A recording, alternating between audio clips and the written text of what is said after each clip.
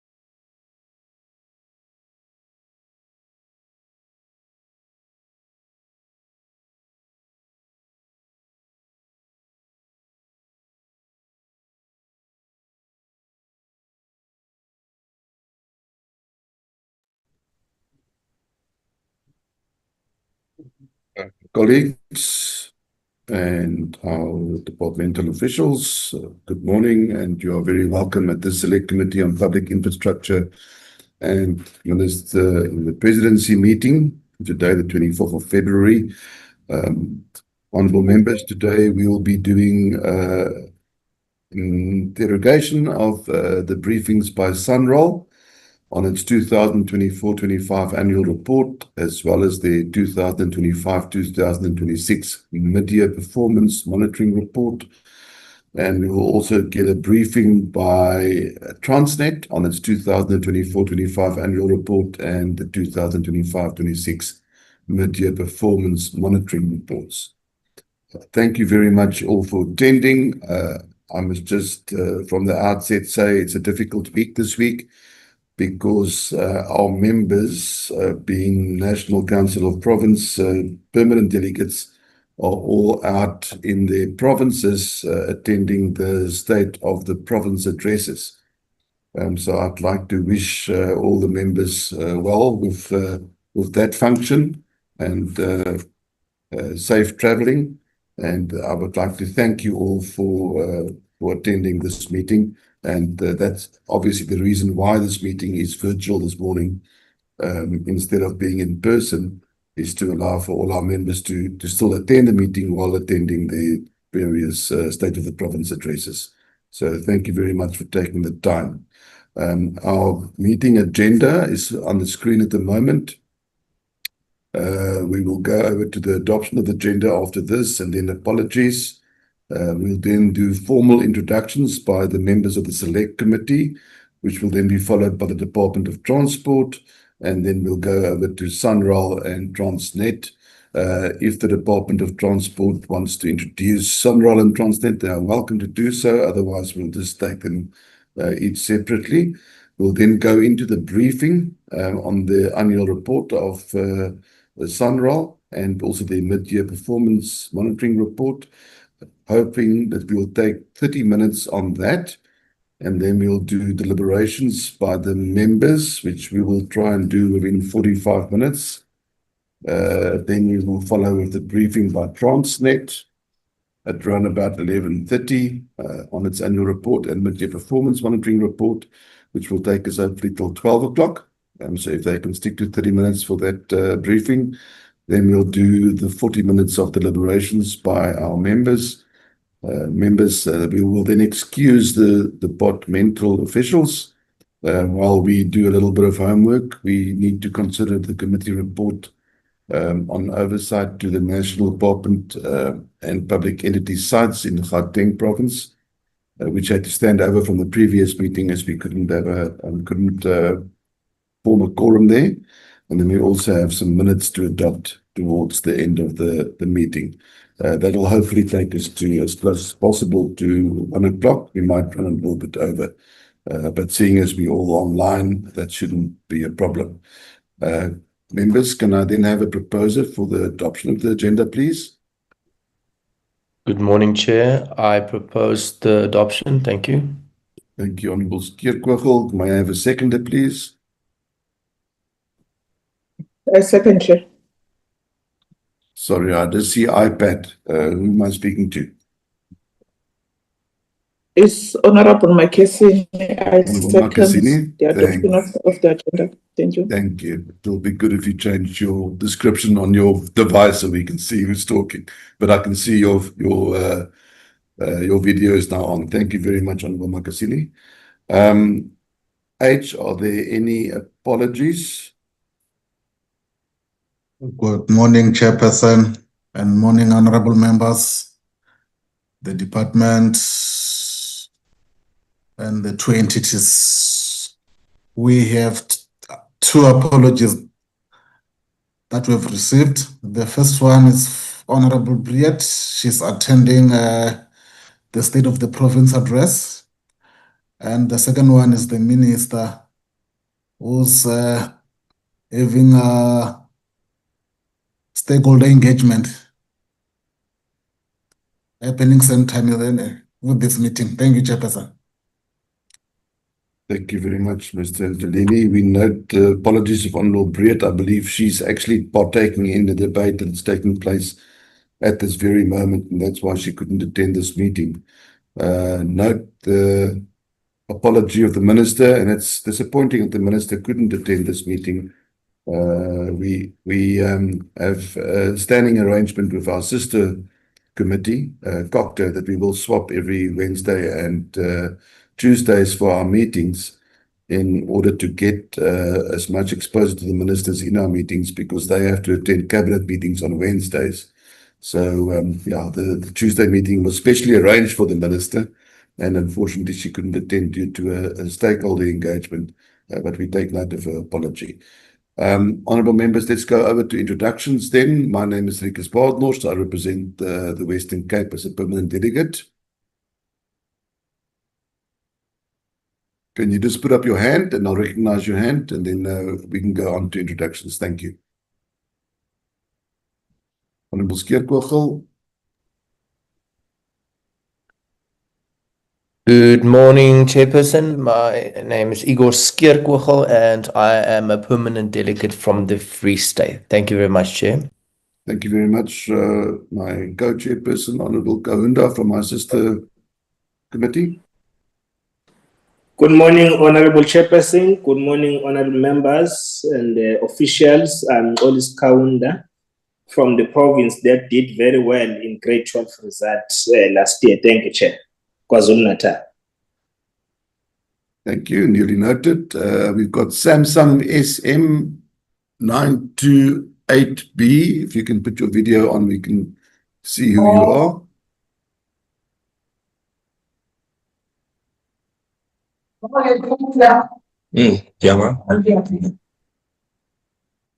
I suspect Honourable Treza and Honourable Makasini.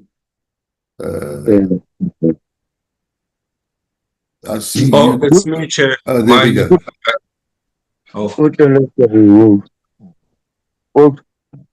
Okay, Honourable Mabebo, thank you very much. We saw you. Honourable Makasini, your turn. Morning, Chair. Greeting to the members. I'm Mandisa Makesini, permanent delegate from First State. Thank you, Chair. Thank you very much, Honourable Treza, your turn. Good morning, Chair. My name is Kanya Treza. I'm a member of the committee from Mpumalanga. Thank you very much. There's one hand left. Samsung S928B. Good morning, and colleagues. My name is Jabulani Nzimande, a permanent delegate from Gauteng, a member to this committee. Thank you. I did not notice that it's me with Samsung. Okay, thank you. Thank you, Honourable Nzimande. We will Chair. rename you as Samsung. Good morning, Honourable Chief Whip. Morning to yourselves and to honorable members and our guests from Department of Transport, the two entities and the staff of the committee. My name is Kenny Muimang, permanent delegate and a member of the committee from Northern Cape Province. Thank you. Thank you, Honourable Muimang. Are there any other members? I haven't seen our committee whip. Thank you, Chairperson. I just received an apology for the Honorable Whip. She's not feeling well. Thank you. We appreciate that, and we wish her a speedy recovery. Thank you for bringing that to our attention. Let us go over to the department. Department of Transport. Is Mr. Malapane in the meeting? Good morning, Chairperson. It's Prasant Mohan, the acting DDG. Road Transport is present. I believe Mr. Malapane is still joining. He was having challenges with the connectivity. And what I can also report is that the team from SANRAL is currently on the platform that will do the presentation. And then afterwards, the team from the TRANSNET will do their presentation. I'm not sure from the rail branch who's logged on as yet. It might be they will still join us as we proceed. So we can hand over to the SANRAL team chairperson to introduce themselves and take us through the presentation. Thank you.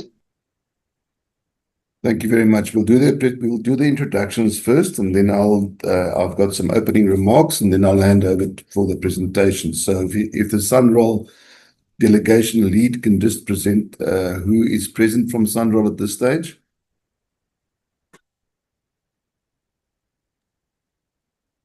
Good morning, Honorable Chair and Honorable Members. My name is Themba Mhambi, Chairperson of the Board of SANRAL. We are in our Cape Town office with other board members here. Mr. Mahesh Fakir, who is the Chairperson of our Assets and Liabilities Committee. I'm also with Mr. Thamsanqa Matosa, who is the Chairperson of our Social, Ethics and Transformation Committee. The Chairperson of our Audit and Risk Committee is currently struggling to connect, but we think she will connect imminently.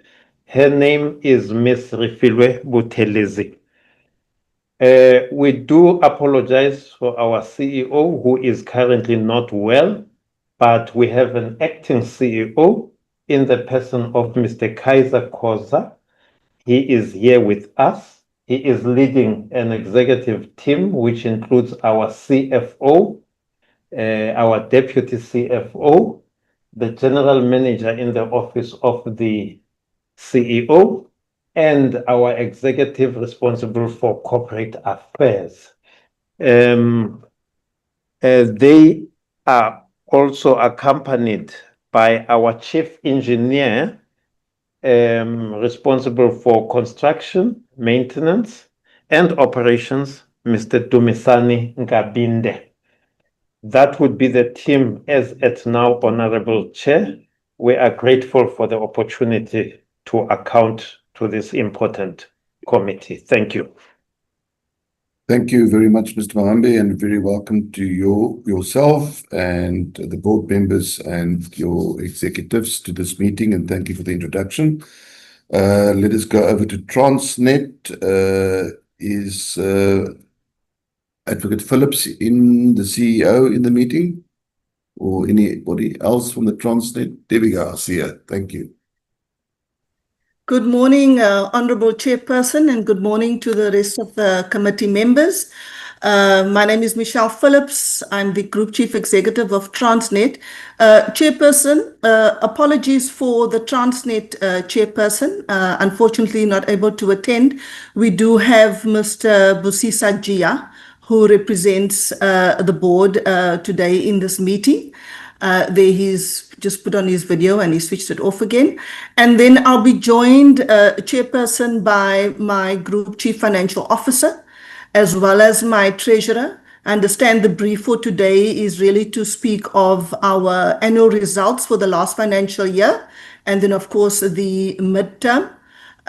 So we'll be able to do that between the two of us. And then I also have my group communications person here, as well as my parliamentary liaison executive in the meeting, chairperson. We will have members of the TRANSNET Group Exco joining us from time to time, but largely the team is on the ground. It is the last month of our financial year end, and we need to push as much volumes as possible. So if the committee is, if it's in order for the small group of us to represent Transnet, then we're happy to proceed. Thank you, Chairperson. Thank you very, very much, Ms. Phillips. We appreciate that. And once again, thank you for attending. We understand the circumstances which you are operating under. And it's indeed a pleasure to have you all in the meeting today. Honourable members, today we're considering, I think, two of the institutions that sit at the heart of South Africa's economic bloodstream. The South African National Roads Agency, SANRAL, and TRANSNET. When our roads function and our rail moves, and when ports turn vessels around efficiently, our economy can breathe. And without that, our economy will suffocate. So first, let me begin by acknowledging progress where there's been progress. SANRAL has reported 35,154 job opportunities created and over 2,000 SMMEs appointed in the 2024-25 financial year.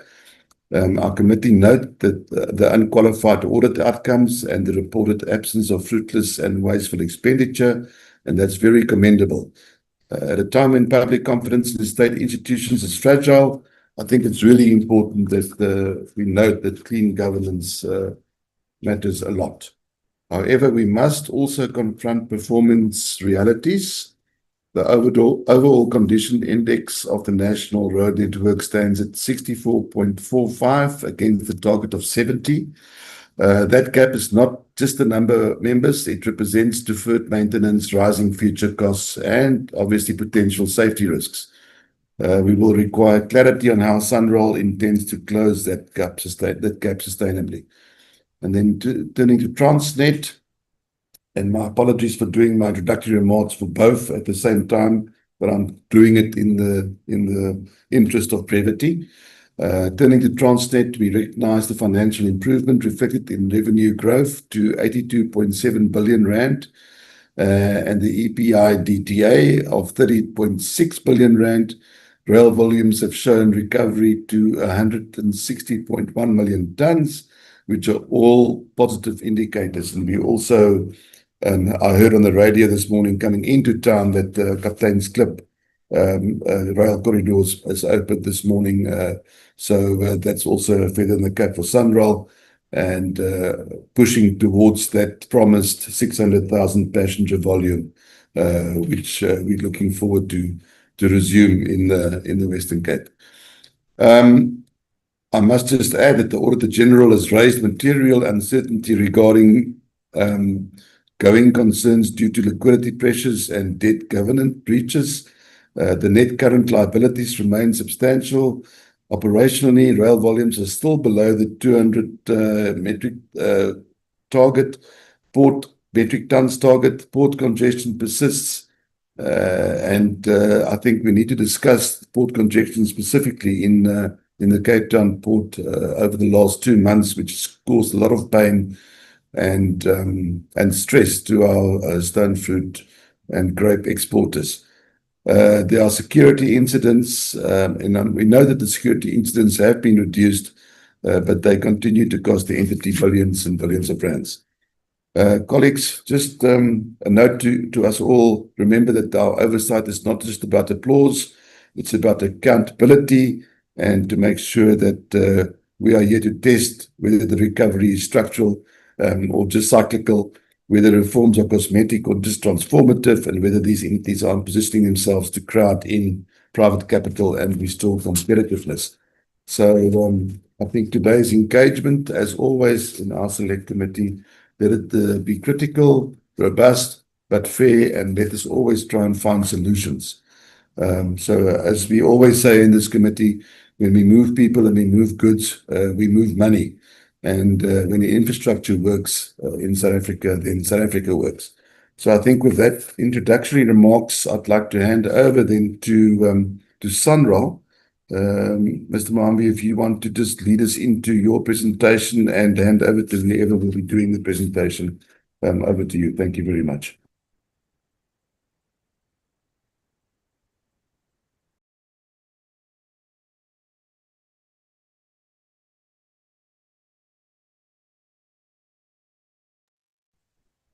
Thank you very much, Honorable Chair and the committee. Because of time, Honorable Chair, I am not going to say much because our acting CEO and the executive team are here to deal with the specifics. Safe to say, Honorable Chair, that you have identified one of the key challenges we face as SANRAL, which talks to the conditions of our roads and our performance in relation thereto. Indeed, Honorable Chair, up to a few years ago, the committee shall have seen that we had absolutely no challenge in terms of the condition of our roads. We have in recent years had a number of roads transferred from the provinces to SANRAL. And indeed, those are roads that we would inherit in quite a palace state in many, many instances. And at this stage, they do not come with the relevant funds allocated to them. And therefore, we have to play a balancing act where, on the one hand, in the interest of economic development in the country, we do accept those roads, having used special criteria to identify their importance to the country.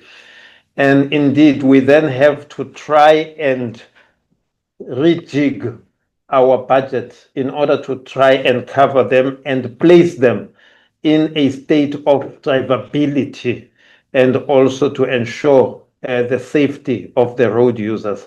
So during that interregnum, during that period, inevitably, we do suffer a bit in terms of the conditions of those roads, but we do have plans, Honorable Chair, in place to address that lapse, and we can assure this committee that moving forward, there will be an improvement in relation to that, as our presentation will also show. Our minister has expressed her own concerns in relation to this, and the department, her department, is working very closely with us to address those matters, Honorable Chair.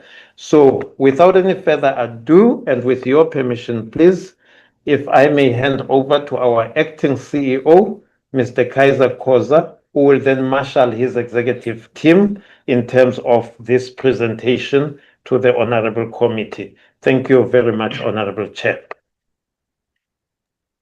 Thank you very much. Please proceed. I can just ask the presenters to ensure that the presentation is in slideshow mode. That'll make it easier for us to read. All our members have received the presentations prior to this meeting, so it'll be appreciated if you can just take us through the highlights. Thank you very much.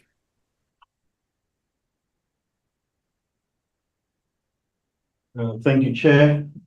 We are putting it on a slide mode. If you could just indicate whether it's showing on your side as much. At the moment, we've got the desktop view. Okay, not the slideshow view.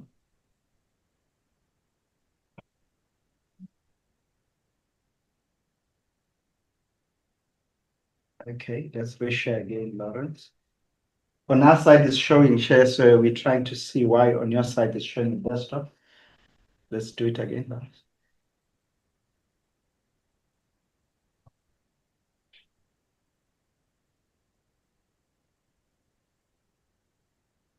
There we go. Thank you very much. Thank you so much.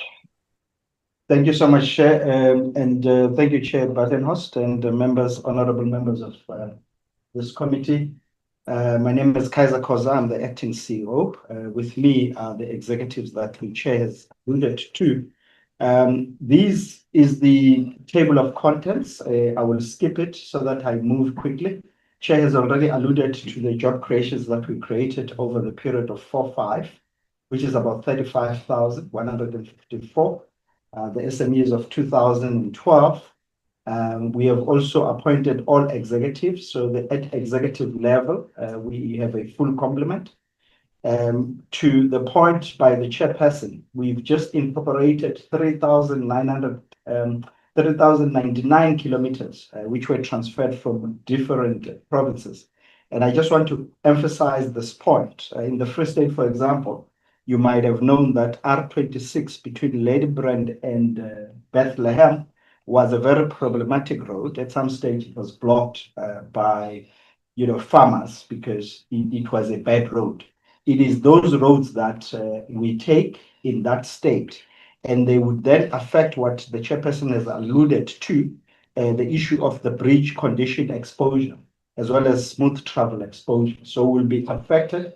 That's why you'll see in our performance, we would have dipped insofar as that performance, because we get those roads being clearly roads because they're designated roads, but they are no longer roads, in a literal sense of a word. So immediately when we get those roads, we immediately put routine maintenance to make them drivable. And then there are plans to rehabilitate them. Chair has already alluded that the transfer is not followed by funds, but it is a matter that the Minister and the Minister of Finance are sorting it out for SANRAL.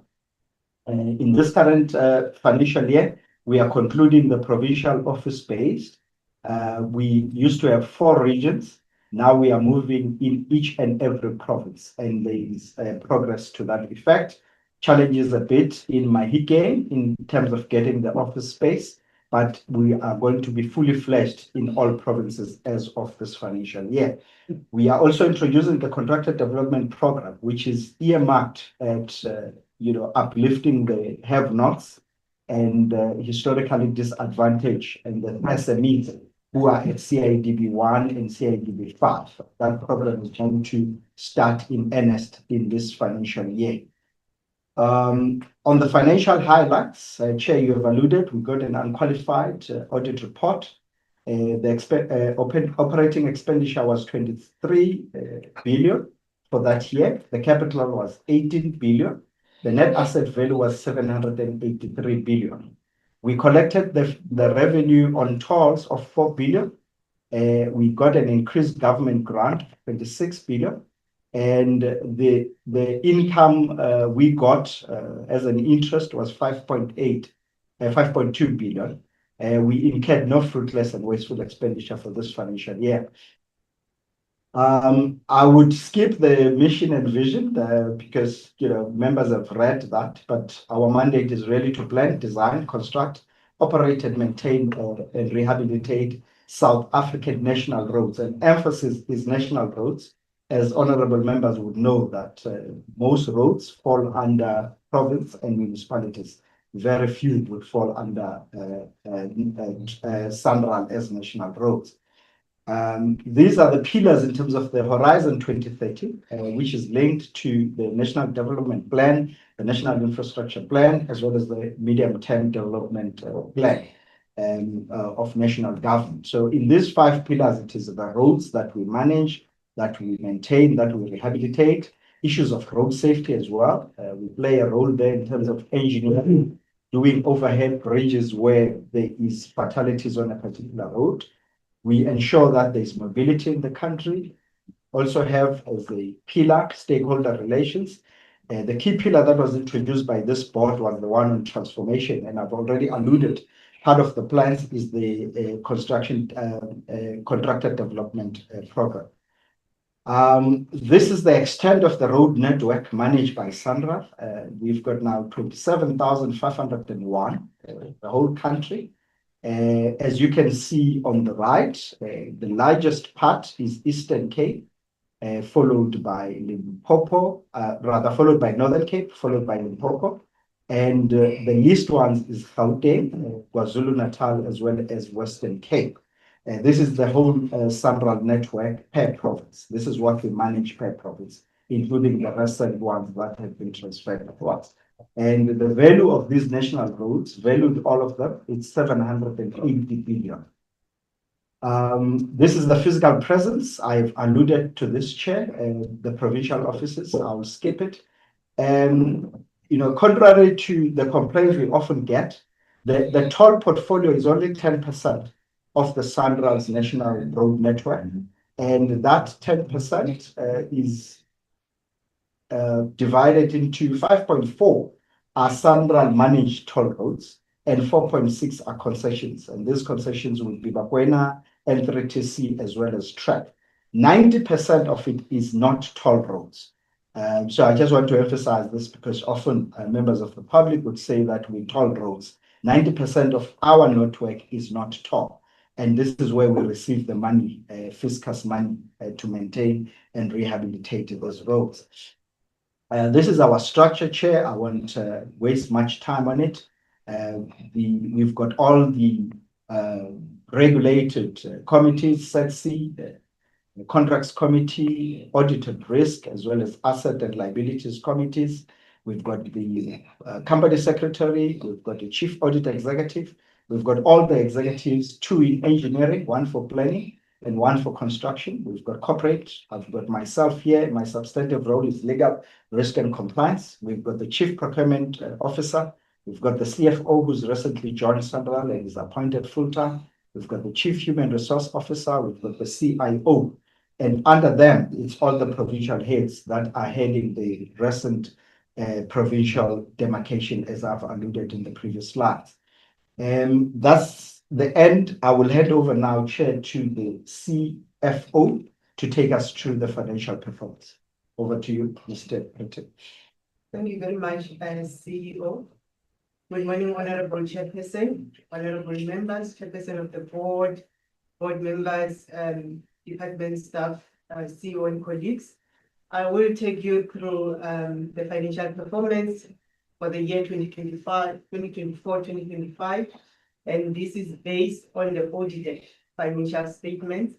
Chairperson and members, these financial results, they reflect continued infrastructure delivery despite challenging economic environment and increasing pressure on infrastructure funding, as we all know. And what we're seeing on this slide is a high-level summary of the financial results, showing 3 key areas in the audited annual financial statements, which are the financial performance, cash flow, and the financial position. And here we're showing the movements comparing the year under review with that of the prior year. And also to mention that our AFS have been prepared in accordance to the GRAP standards. And in terms of the financial performance, this was also highlighted earlier by the CEO, but to emphasize that we are seeing a decline in both revenue and expenditure in the reporting period.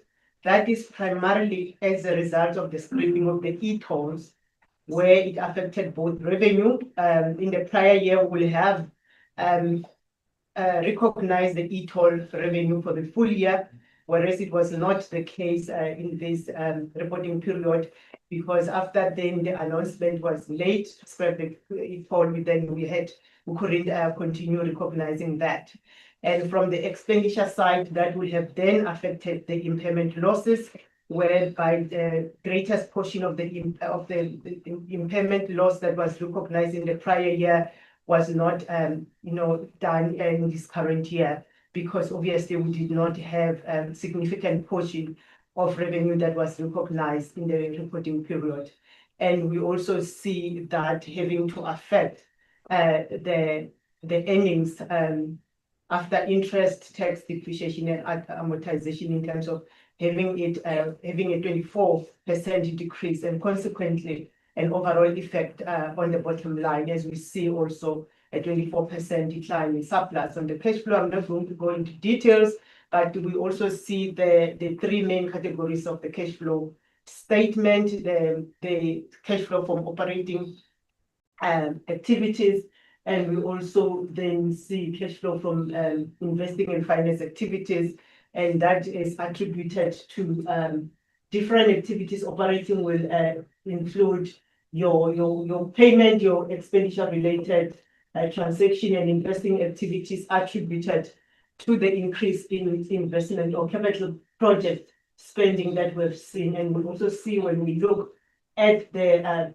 financial position, which is a further right of the slide, so that our assets, which predominantly, when you look at our financial statements in the annual report, they have increased by 14%, and that is the infrastructure spending that we have to invest on in the year under review.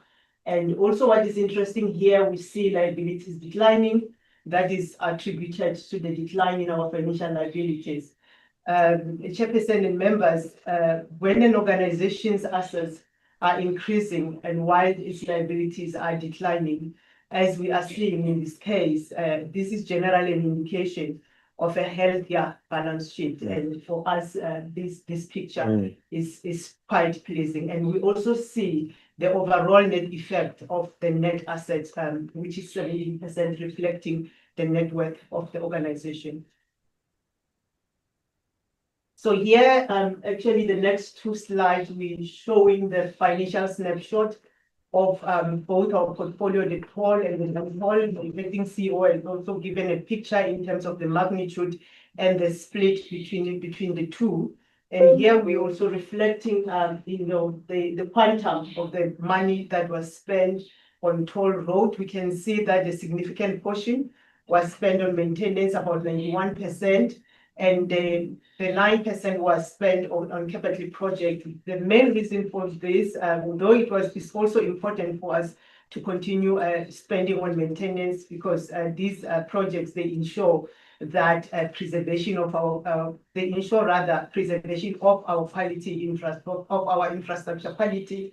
But the reason we couldn't spend much on capital project is due to our borrowing limits that were effected at the time, and we can always provide more information around that at the later stage. And the next slide then is analyzing the same information, but on non-toll roads, as alluded, that this comprises 90% of our total road network.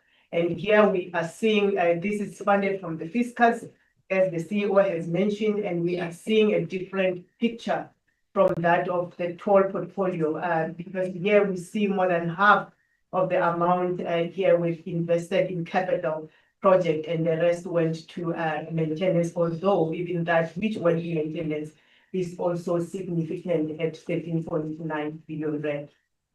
And then moving to the audit issues, Chairperson, you've already highlighted this in your earlier remarks and also presented by the CEO in terms of the audit outcome. And we're also challenging ourselves that even though we continue to maintain this good audit outcome, there are a couple of issues that the AG has raised, and this is something that we are working on as management to improve on those issues that were reported. But also coupled to that, the Auditor General reported the key audit measures. I'm not going to go through that in the interest of time, but suffice to say that these measures are not necessarily audit findings, but they rather relate to complex and significant areas of the audit, which auditors are expected to report in terms of their auditing standard. They feel that it's significant for them to make the users of our financial statements aware of these issues, and also is happening to read that the AG was satisfied in the manner in which the entity had triggered and disclosed these two significant transactions. Chair, this part talks to the irregular expenditure, which then reflect what had transpired in the year under review, also comparing to the prior year figures. And this irregular expenditure mainly relates to the non-compliance with the procurement prescript. Chair, I need to mention that this is the area that the board and management is giving priority to ensure that we solidify our controls in order to make sure that we don't have this type of expenditure going forward. And here the picture we're also seeing is also the irregular expenditure, that was under the assessment and also compared to that which was incurred in the current year. So this is a similar information, except that we also showing the opening balances, and also to mention to the committee that all the irregular expenditure that was reported has gone through the determination test, which is one of the advanced processes in terms of the irregular expenditure treatment value chain. And all these cases are now in the process of implementing. We are in the process of implementing consequence management. I think when you come to the committee again in the near future, we should be able to, advise the committee in terms of the steps that we have taken in implementing the consequence management in this regard. And Chair, as you have mentioned in your opening remarks, we did not incur any fruitless and wasteful expenditure during this period, and we are, hoping to continue with the same trajectory even from this point going forward. Thank you very much.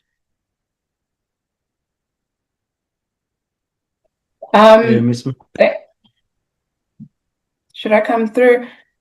Yes, Ms. Kameza. Okay, good morning, Chairperson of the committee, honorable members, Chairperson of the board members and colleagues. I'll take the committee through our operational performance for FY 24-25. If we can show the next slide. So we'll focus on our two programs, Program 1 and Program 2. Program 1 focuses on the road assets infrastructure, Program 2 on the administration part. And Program 1 exists to ensure that SANRAL's CAPEX and OPEX investment program, economic growth, jobs, and other benefits can be created.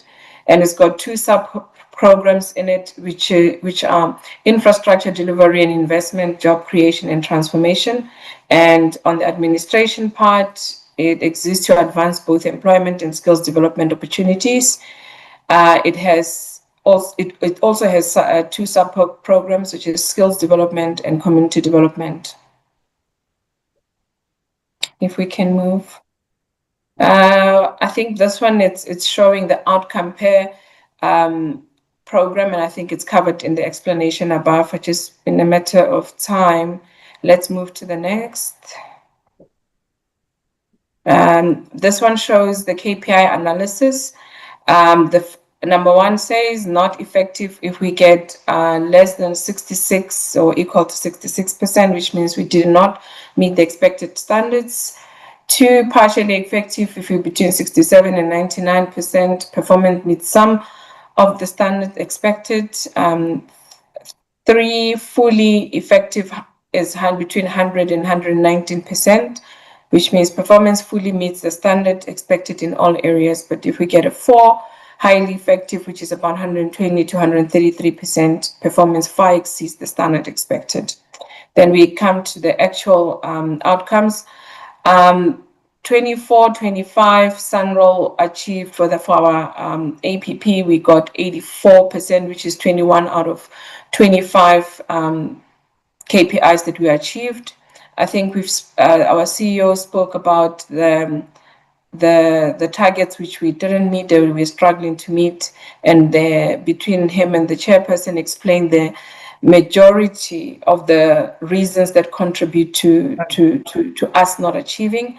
So in 24-25, we couldn't achieve the percentage. Okay. We couldn't achieve the percentage of smooth travel exposure. We got 94.70%, and the target was greater or equal to 95%. And because the committee members have already received the slides, may I skip the ones that we've achieved and focus on the ones that we didn't. So percentage of breach exposure, that we got 89.10%, shy of 90%, which is the target. The network resurface kilometers, we had the target of 950, we got 928.80.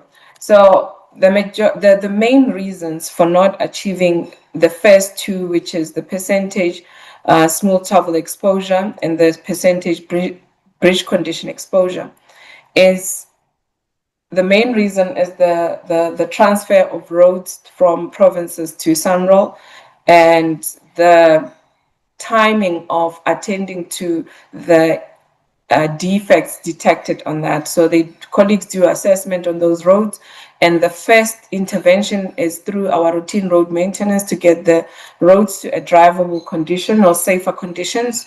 And the long-term solution, as the chairperson of the board has indicated, when these roads come over, they don't have the budget. So there are a lot of reprioritization internally up until we get money from National Treasury. But I believe that our engineering colleague, Mr. Dumisani Nkabinde, can further explain this too. But the committee members will see when we do meet performance, you will see the bridge condition exposure starting to pick up, but the percentage of smooth travel exposure is we're still not meeting the target and the plans thereof. The network resurface kilometers, this was an issue that occurred because there was a contractor who was awarded about 11 contracts nationally within SANRAL, and I think the work was too much and they couldn't perform, and that contract was cancelled. That resulted in us not achieving the target. If you move to the next one. So here we achieved all the targets. If you go to the next. So as I indicated that we managed to achieve 84% on our APP in the previous financial year. And I've already spoke about the actual KPI, so we can move on this one. We can move. And the overall condition index, this shows the condition of our road network in its entirety. And I think the chairperson of the committee did indicate at the beginning us not meeting our annual OCI target of greater or equal to 70. We are sitting at the 64.45, and with the interventions that we are working on or implementing at SANRAL with the roads that have been transferred to us, now we're sitting at about just over 3,000 kilometers of roads transferred to SANRAL, and the plans that are in place that the colleagues in the engineering space that are implementing to make sure that we close this gap and we get the roads to the state that we meet our OCI. Thank you. I think I'll hand over to our engineering colleague, Dumisani. Yeah, all right. Thanks, Lishona. In the morning to the Honorable Chair, the honorable members of the committee, colleagues from the department, chair of the board, board members, other executives of SANRAL that joined us, and colleagues. So just taking on from here, Chair, not that we want to just show you this is what we have as SANRAL or the work that we are doing out there. This highlights some of the most significant projects that we are undertaking across the country. Having said that, there is a whole lot that we can present to the committee here that we are doing. As I've said, this is just a highlight of significant projects. Currently, we've got over 150 individual routine road maintenance contracts across the country that are our bread and butter, that are making sure that our road is fully surfaced, our roads are fully grass cutted, potholes being repaired, and so forth, in terms of the ordinary routine maintenance of the road. So I'll just continue as per the presentation that right now, just indicating that right in the Eastern Cape, we've got significant projects there under the Wild Coast program that we've budgeted to look at an upper part of the 28 billion, whereby, you know, we all know about the Msikaba and the Mtentu bridges as the most significant projects or bridges in the country or in Africa. So that deals with that, where, you know, we say there is at least 4 billion that will be set aside to regenerate the economy of the local communities around there, including the labor and the small businesses and other businesses in the area. I think if let's move to the next slide, you'll see I'm just piggybacking or picking across the country There is the Moloto Road. We all know about it, traversing through the three provinces with an ambitious budget of 11 billion or over 11 billion, whereby, we have done, I think in Mpumalanga, we've finished 2 projects already. Limpopo and Gauteng, there's also some projects that are oncoming as well, but to cover that entire 140-kilometer stretch of Moloto Road. Again, since we started the program, it was under one region, as the acting CEO mentioned that since then SANRAL has become provincialized. Now each individual province is looking after their own section, but altogether it forms part of Moloto Road. Obviously, looking at the Eastern Cape, not Eastern Cape, but Western Cape, there is a tunnel that is like the longest tunnel in Africa. The current tunnel that we have, the South Bore, was built over 38 years ago. So, and the traffic volumes there are sitting around 15,000 vehicles with over 4,000 vehicles per day through the tunnel. And the issue there is that it is currently sitting as a two-way traffic, but we've got an old bore that was done back in the 80s that we are now intending to actually fully furnish it and refurbish it so that there could be 2 individual carriageway for each side. So the project has went out to tender. I think the minister talked about it on one of her speeches, and the project is due for an award soon because it has went out to tender, is sitting at various committees of evaluation, adjudication. So once we achieve that one, I think in the Western Cape will be good to go in terms of ensuring that safety of the through traffic there. Looking at the next slide. There, I think the Mosenaren Road, that project we completed. I think we spent around 800 million there, but the project, as you can see, that significant architectural,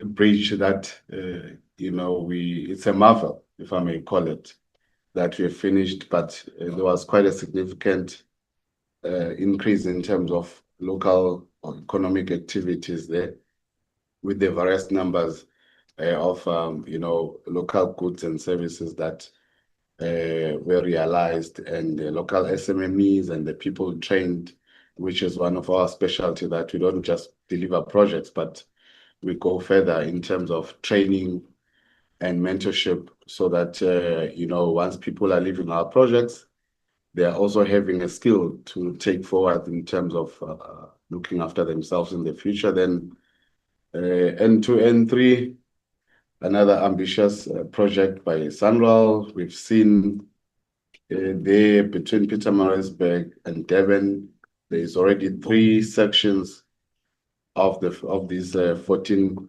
package program that has been completed. If you visited the KZN recently, you'd have seen that there is over 18 kilometers of a new N3 that indicates where we are going and what we are doing, which the public highly appreciates. You can see it on social media and so forth.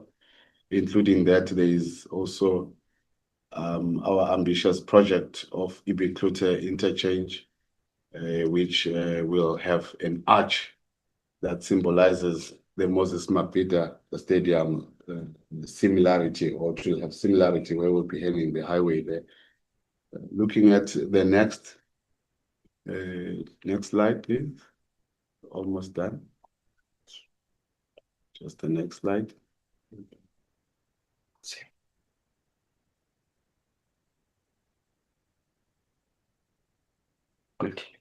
Continue. Next slide. Continue, please. Thank you, Chairperson.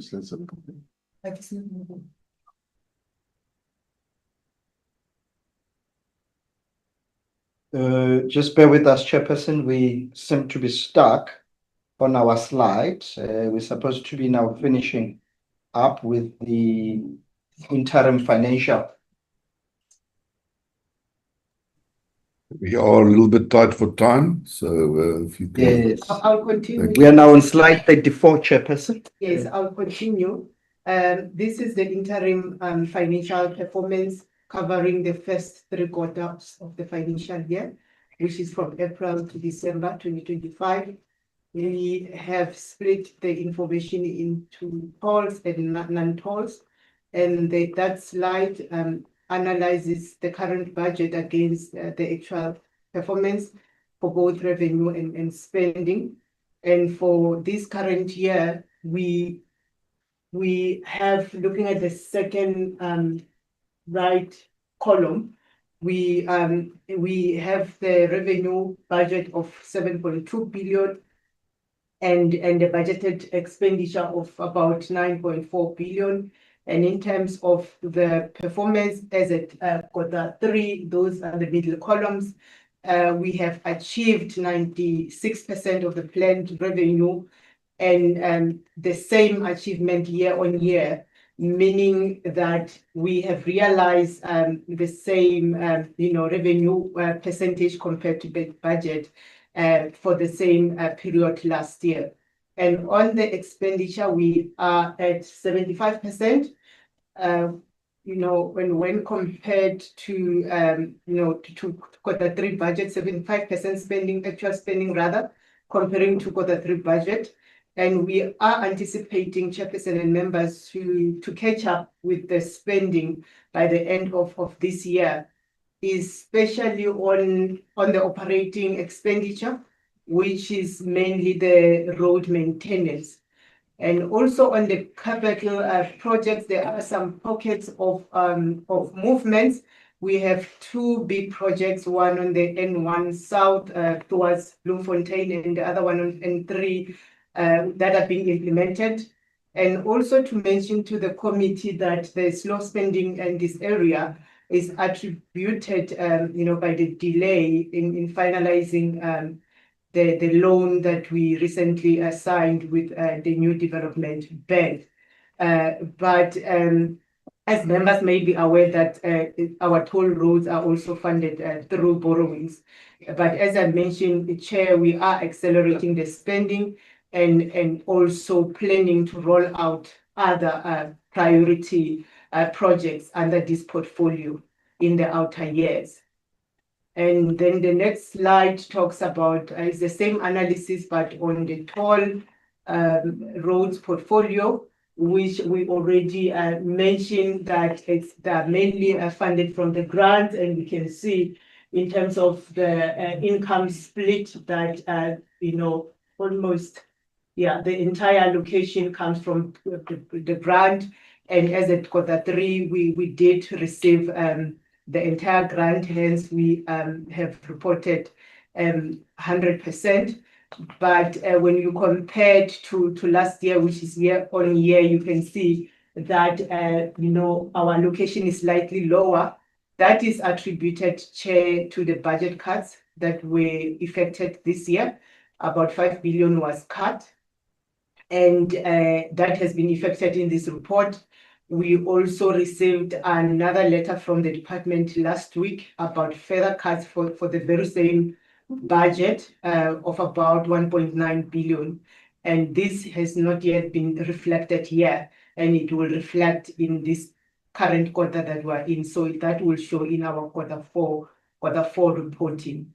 And these cuts, we are discussing it as management and really going through a process of analyzing our projects at different phases and planning to embark on a serious reprioritization exercise to ensure that it doesn't affect our projects as severely. And we see here in terms of the spending is at 93%.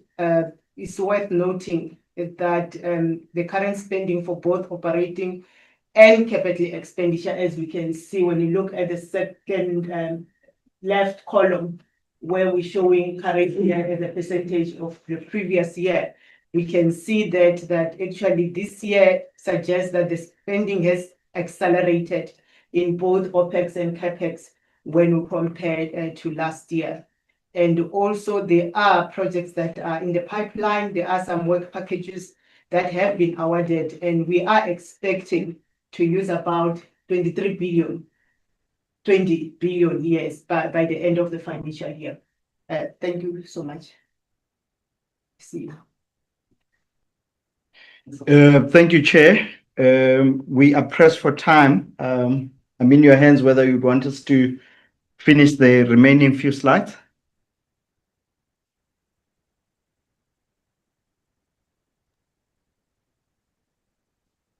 Sorry, I just lost my mute button there for a second.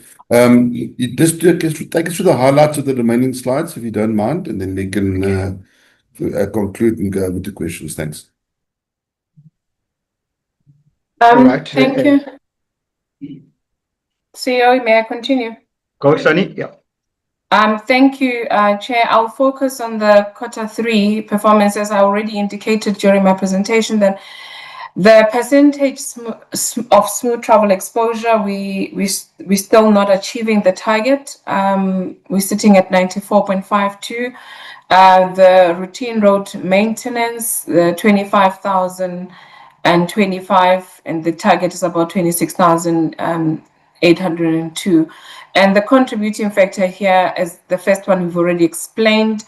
And as I indicated, that if you see in the previous financial year, we didn't meet the bridge condition exposure, and members can see that we are recovering. We're sitting on 90.37, and it's with the interventions from the colleagues in the engineering space. And the routine road maintenance, we're not achieving that because there was a court case. There's a legal case that stopped the awarding of tenders in our routine road maintenance.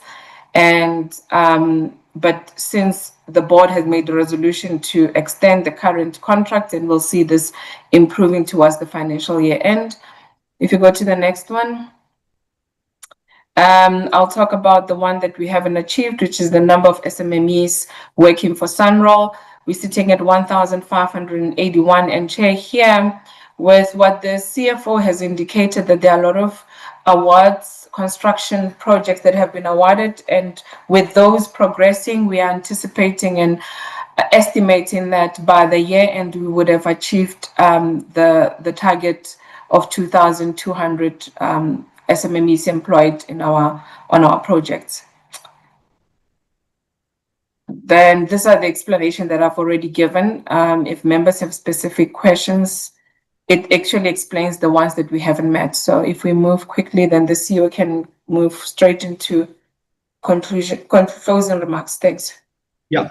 Thank you, Chair. We are concluding now. On operational success, we commit as SANRAL that we intend driving infrastructure development, which contributes to economic growth, job creation, especially focusing on the historically disadvantaged groups in both our construction and maintenance. On transformation, as I've alluded, is one of the pillars that was added by this board.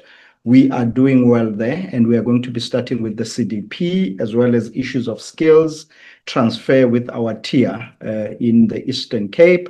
On major projects, we intend fast tracking all of them. As you might know, some of them are affected by court processes.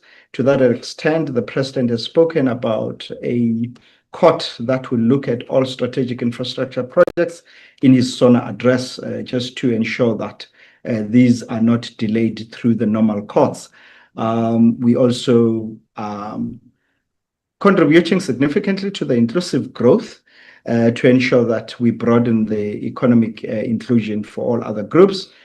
Part of the priorities we are doing now is the damaged roads in Limpopo and Mpumalanga, both assisting the province, which is something that the minister is considering, as well as the SANRAL routes that were affected in those provinces. As the CFO has alluded, we are working very strongly with NDOT as well as Treasury to improve our financial position. Thank you, Chair. That's the end of it. Thank you. Thank you very much. That's much appreciated. Honourable members, there you have it. The presentation by SANRAL. Can I have, by show of hands, the questions you'd like to pose in terms of those presentations? And if I can just ask, for the sake of time management, if we can keep to 3 minutes per member, it'll be much appreciated. And also when we get the responses from the department, if we can just keep time management into account as well, please. Honourable members, sorry, I can't see the screen at the moment. Can we just remove the SANRAL presentation screen so I can get to the home screen? Thank you. There we go. Lots of hands. Thank you, honourable members. We'll start with Honourable Treza. Thank you very much, Chair, and greetings to SANRAL and yourself and my colleagues. Very quickly, Chair, questions to SANRAL in terms of governance and accountability.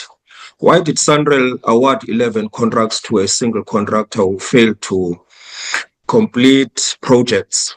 And whether SANRAL has investigated this entrenched patronage networks within the procurement system?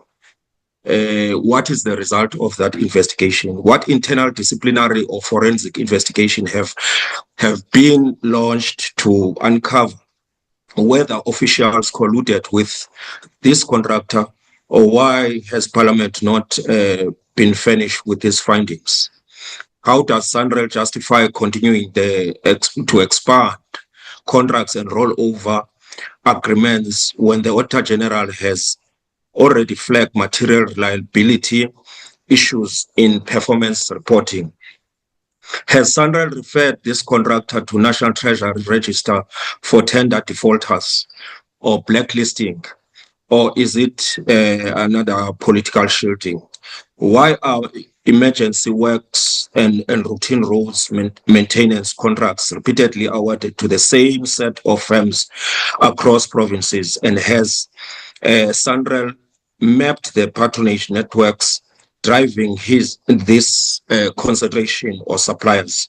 What measures are in place to prevent inflated pricing and reduced competition, which Parliament has already identified as a risk in SANRAL's contracting model?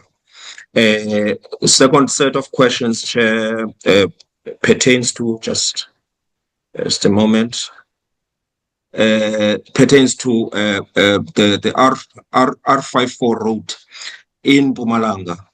I just want to check with SANRAL. Has SANRAL conducted a forensic audit to trace provincial allocations to road maintenance in R540, which was handed over by Mpumalanga to SANRAL? And if not, why is Parliament being denied transparency on how provincial government dispose of infrastructure budgets? How does SANRAL justify inheriting the 540 in dilapidated state described as a road of doom, in fact, while failing to immediately rehabilitate it? Was it SANRAL's plan to balance heavy mining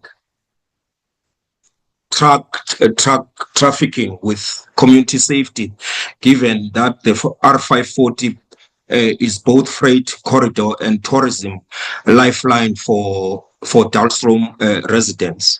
The last question, Chair, pertains to whether SANRAL has considered a smaller toll gate model as a maintenance as a maintenance plan to that exempts daily commuters from from Belfast, Machado's Dorp, Waterfall, Boven, Wonderfontein and Stoffberg, while deriving revenue from tourists themselves and luxury visitors who use the 540 for leisure travel. And what is the state? Lastly, what is the state of padding the road for those heavy vehicles in that road for its sustainability. Thank you, sir. Thank you, Honorable Kreza. There's a whole lot of questions in there. Let us take one more set from Honorable Muemang, and then we'll go over to the department for responses on the two sets. Thank you very much. Honorable Muemang. Thank you, Honorable Chairperson, for the opportunity to ask a few questions. Let me first appreciate the remarks from yourself and also the chair of SANRAL and his team. In terms of the slides that deals with key infrastructure projects, the maybe just clarity in terms of what happens in other provinces like Northwest and Northern Cape, your footprints there. Is there any work that SANRAL has embarked upon? And also the maybe just details in terms of all the roads that were transferred to SANRAL, if we can be provided with information on that. I think this is quite critical, given the fact that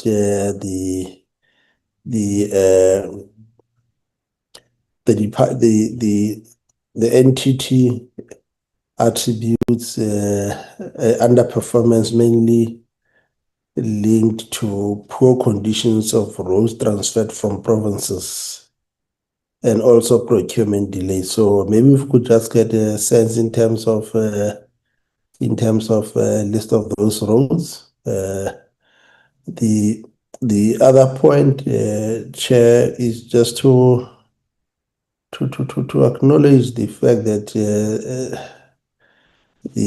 from the presentation, the sense of financial stability that is coming through, but also the sense that there is a strong governance, and which is also illustrated by the audit outcome.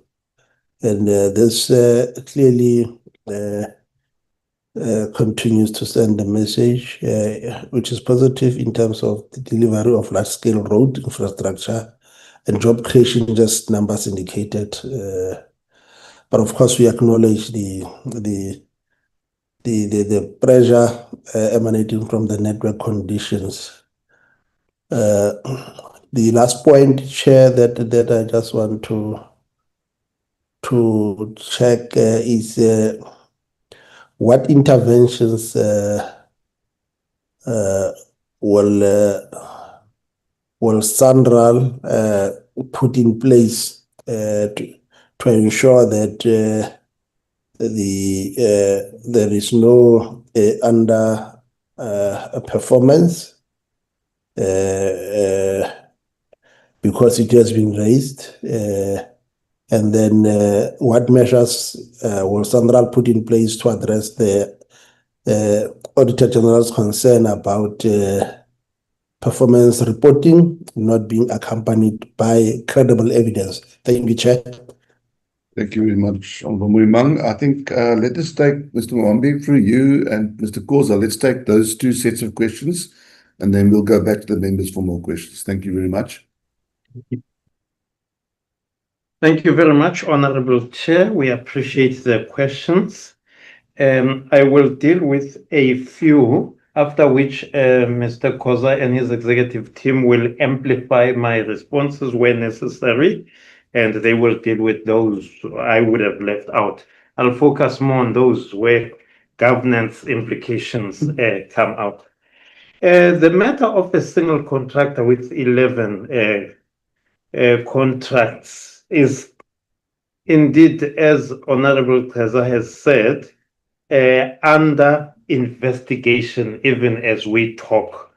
I think it is Malachi Incorporated that is currently investigating that matter, and therefore, as yet, we do not have the final result, and for that reason, there has been no reason as yet to refer it to National Treasury. It goes without saying that should there be any finding of any wrongdoing on anyone's part, there will be the relevant consequence management within SANRAL itself. And if the company at issue is in any way implicated in any mischief, indeed, we shall refer the matter to National Treasury. The matter of repeat allocations as far as RRMs are concerned is indeed a matter we are seized with as an organization, not only at the level of RRMs, but also at the level of your main contractors, as far as our capital projects are concerned. Because the regime, the procurement regime in South Africa, is one that emphasizes, once the gatekeeping elements have been taken care of, it then emphasizes pricing as a determinant of who to appoint. And therefore, it makes it almost impossible for organizations to have the freedom not to appoint the lowest bidder, except where it is obviously absolutely ridiculous, Honorable Chair. But we are working on criteria that try to ensure that right from the beginning, it becomes impossible for people to underprice. But that is a challenge we continue facing.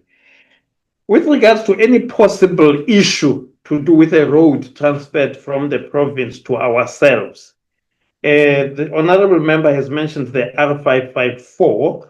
I should indicate that we are not aware of any shenanigans with regards to that as SANRAL, with the road having been transferred to us. But we obviously have an obligation that should anyone draw our attention to any possible misdemeanor in relation thereto, we would have the obligation to follow up on the matter under the leadership of our minister. Have we considered a smaller toll gate model as a maintenance plan? Indeed, we have, as a principle, as the board of SANRAL, directed our management to look at those roads that are suffering under the weight, particularly of heavy traffic that should be within the rail system. And we are considering a proposal that deals with special toll roads for particularly heavy freight that might be too damaging to our network. And indeed, we do not want ordinary members of the public to suffer as a result thereof. So our focus is really going to be on freight traffic that ordinarily should not be on those roads. And we should indicate that TRANSNET is helping greatly with regards to this because they have really accelerated their attention to the matter of bringing heavy freight back to rail. And indeed, the process is going very, very well as far as that is concerned, Honorable Chair. And finally, details on roads transferred to SANRAL. We would propose, Honorable Chair, with your permission, please, that we actually send you a list of all of those in writing hereafter. Thank you very much, Honorable Chair. Our acting CEO and his team will take it further from here. Thank you. Yeah, no, thank you, Chair. On the list of roads that have been recently transferred from provinces, we will provide that list, Chair, through you. to the committee so that you see the extent and different provinces that has transferred the roads. We may even share the state of the roads in which we found them to be in before they were transferred to SANRAL. Thank you, Chair. All other matters, the Chair has covered them. Over to you, Chair. Thank you. Thank you very much. Let's go on to Honourable, I think it's Nzimande. It's next. No, I see. Whose iPad is that? Honourable Makasini. Chair, is Honourable Makasini. Yes, okay. Please, can you continue? Okay. Thank you, Chair. Let me just open my question. Thanks, Chair. My question is on issue of TRANSNET, Chairperson, on the issue of irregular expenditure and maladministration. I just want to check what... Honourable Makasini, I don't want to interrupt you, but we're still doing the TRANSNET presentation. We are busy with SANRAL at the moment. Oh, on SANRAL, Chair, I wanted to... Okay, I'll make for... On SANRAL, the issue was those roads that were transferred, but I think the Chairperson has responded to my question was on TRANSNET. Thank you. Okay, so you covered in that. Thank you. We'll give you an opportunity when we get to TRANSNET again. Honourable Kaunda.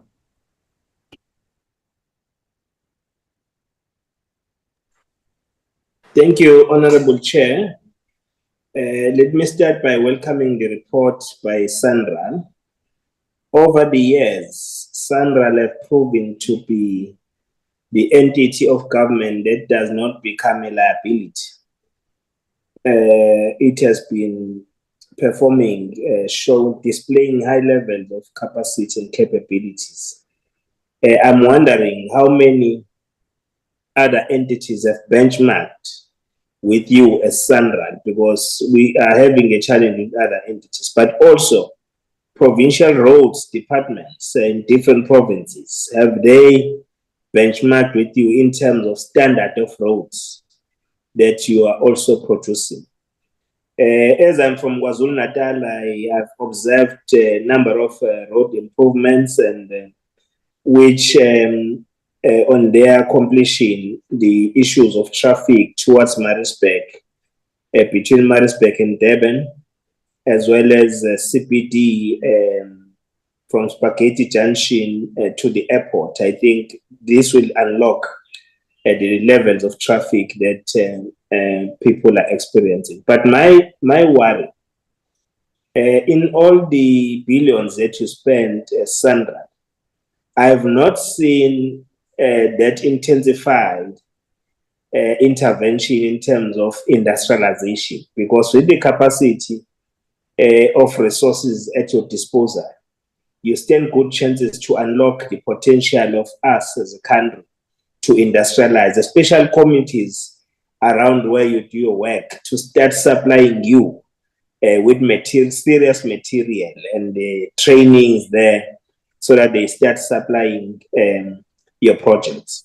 The second one is my concern about, which I've raised, about Mandeni, both Bridge 11 and 12, where most of accidents take place. What have you done to intervene so that we reduce the fatalities in that area? Lastly, Chair, the area which I also want to get some clarity is how we intend as a country to look at the disasters that are facing our nation. What are the mitigation strategies in the engineering that are being put so that the infrastructure will become more resilient when heavy rains come? Thank you, Chair. Thank you very much, Honourable Kaunda. I think to save time, let's go over to Honourable Skierkogel as well for his questions, and then we'll take some responses. Thank you very much. Thank you, Chairperson. Let me just put on my timer. All right. Thank you very much. My first question, Chairperson, is about Valazonke. I just want to find out what is the turnaround time from it being reported until the potholes are fixed, and then how will they enhance the because I saw in the report that there's about 17,770 potholes that have not been fixed. So how will they enhance that so that that doesn't go missed through the system? Then with RIFSA, so what informs RIFSA that roads, provincial roads, can be transferred, and specifically if we like I take for example the R59, I see that in Gauteng has started repairs, but then in R59 and on the Free State side it's a danger for everybody. Or the bridge on the R716 just outside Oranieville, that bridge, if you don't drive, like a lot of the barricades on the side I know it's provincial, but what informs them so that they can be transferred? Then, Chairperson, I would like to find out, I think Honorable Kesa spoke about it, about all the contracts that goes out to a certain amount, but why are emergency works and routine maintenance projects so concentrated with this small group of suppliers? And have they done any risk assessments to whether why have the competition been suppressed? And then there was a RRM tender that went out, I think it was 394 million. How does SANRAL respond to these claims that it was not publicly open and unqualified panel members adjudicated this tender? So how do SANRAL ensure that they have transparency in their tender openings to ensure to avoid and bypass proper oversight? And then my last question, Chairperson, it also goes to tenders. And it goes to the Marquesa Port tender. Why would it revise bid evaluation and recommendation? And due diligence were not followed in the reports because it was not provided to the adjudication committee, and the accountability measures that's within SANRAL against these officials. So how would SANRAL strengthen their whistleblower protection to prevent that in these procurement concerns? So these are my questions for SANRAL. Thank you, Chairperson. Thank you, Honourable Skerkogel. I think let's go to the department for responses. Thank you very much. Thank you very much, Honourable Chair. As before, I'll just touch on those with governance implications, and management will follow. We note Honourable Kaunda's inputs, particularly with regards to KwaZulu-Natal, where he used to be the executive mayor, I think, in Durban, and indeed where we worked very well together in dealing with some of the roads.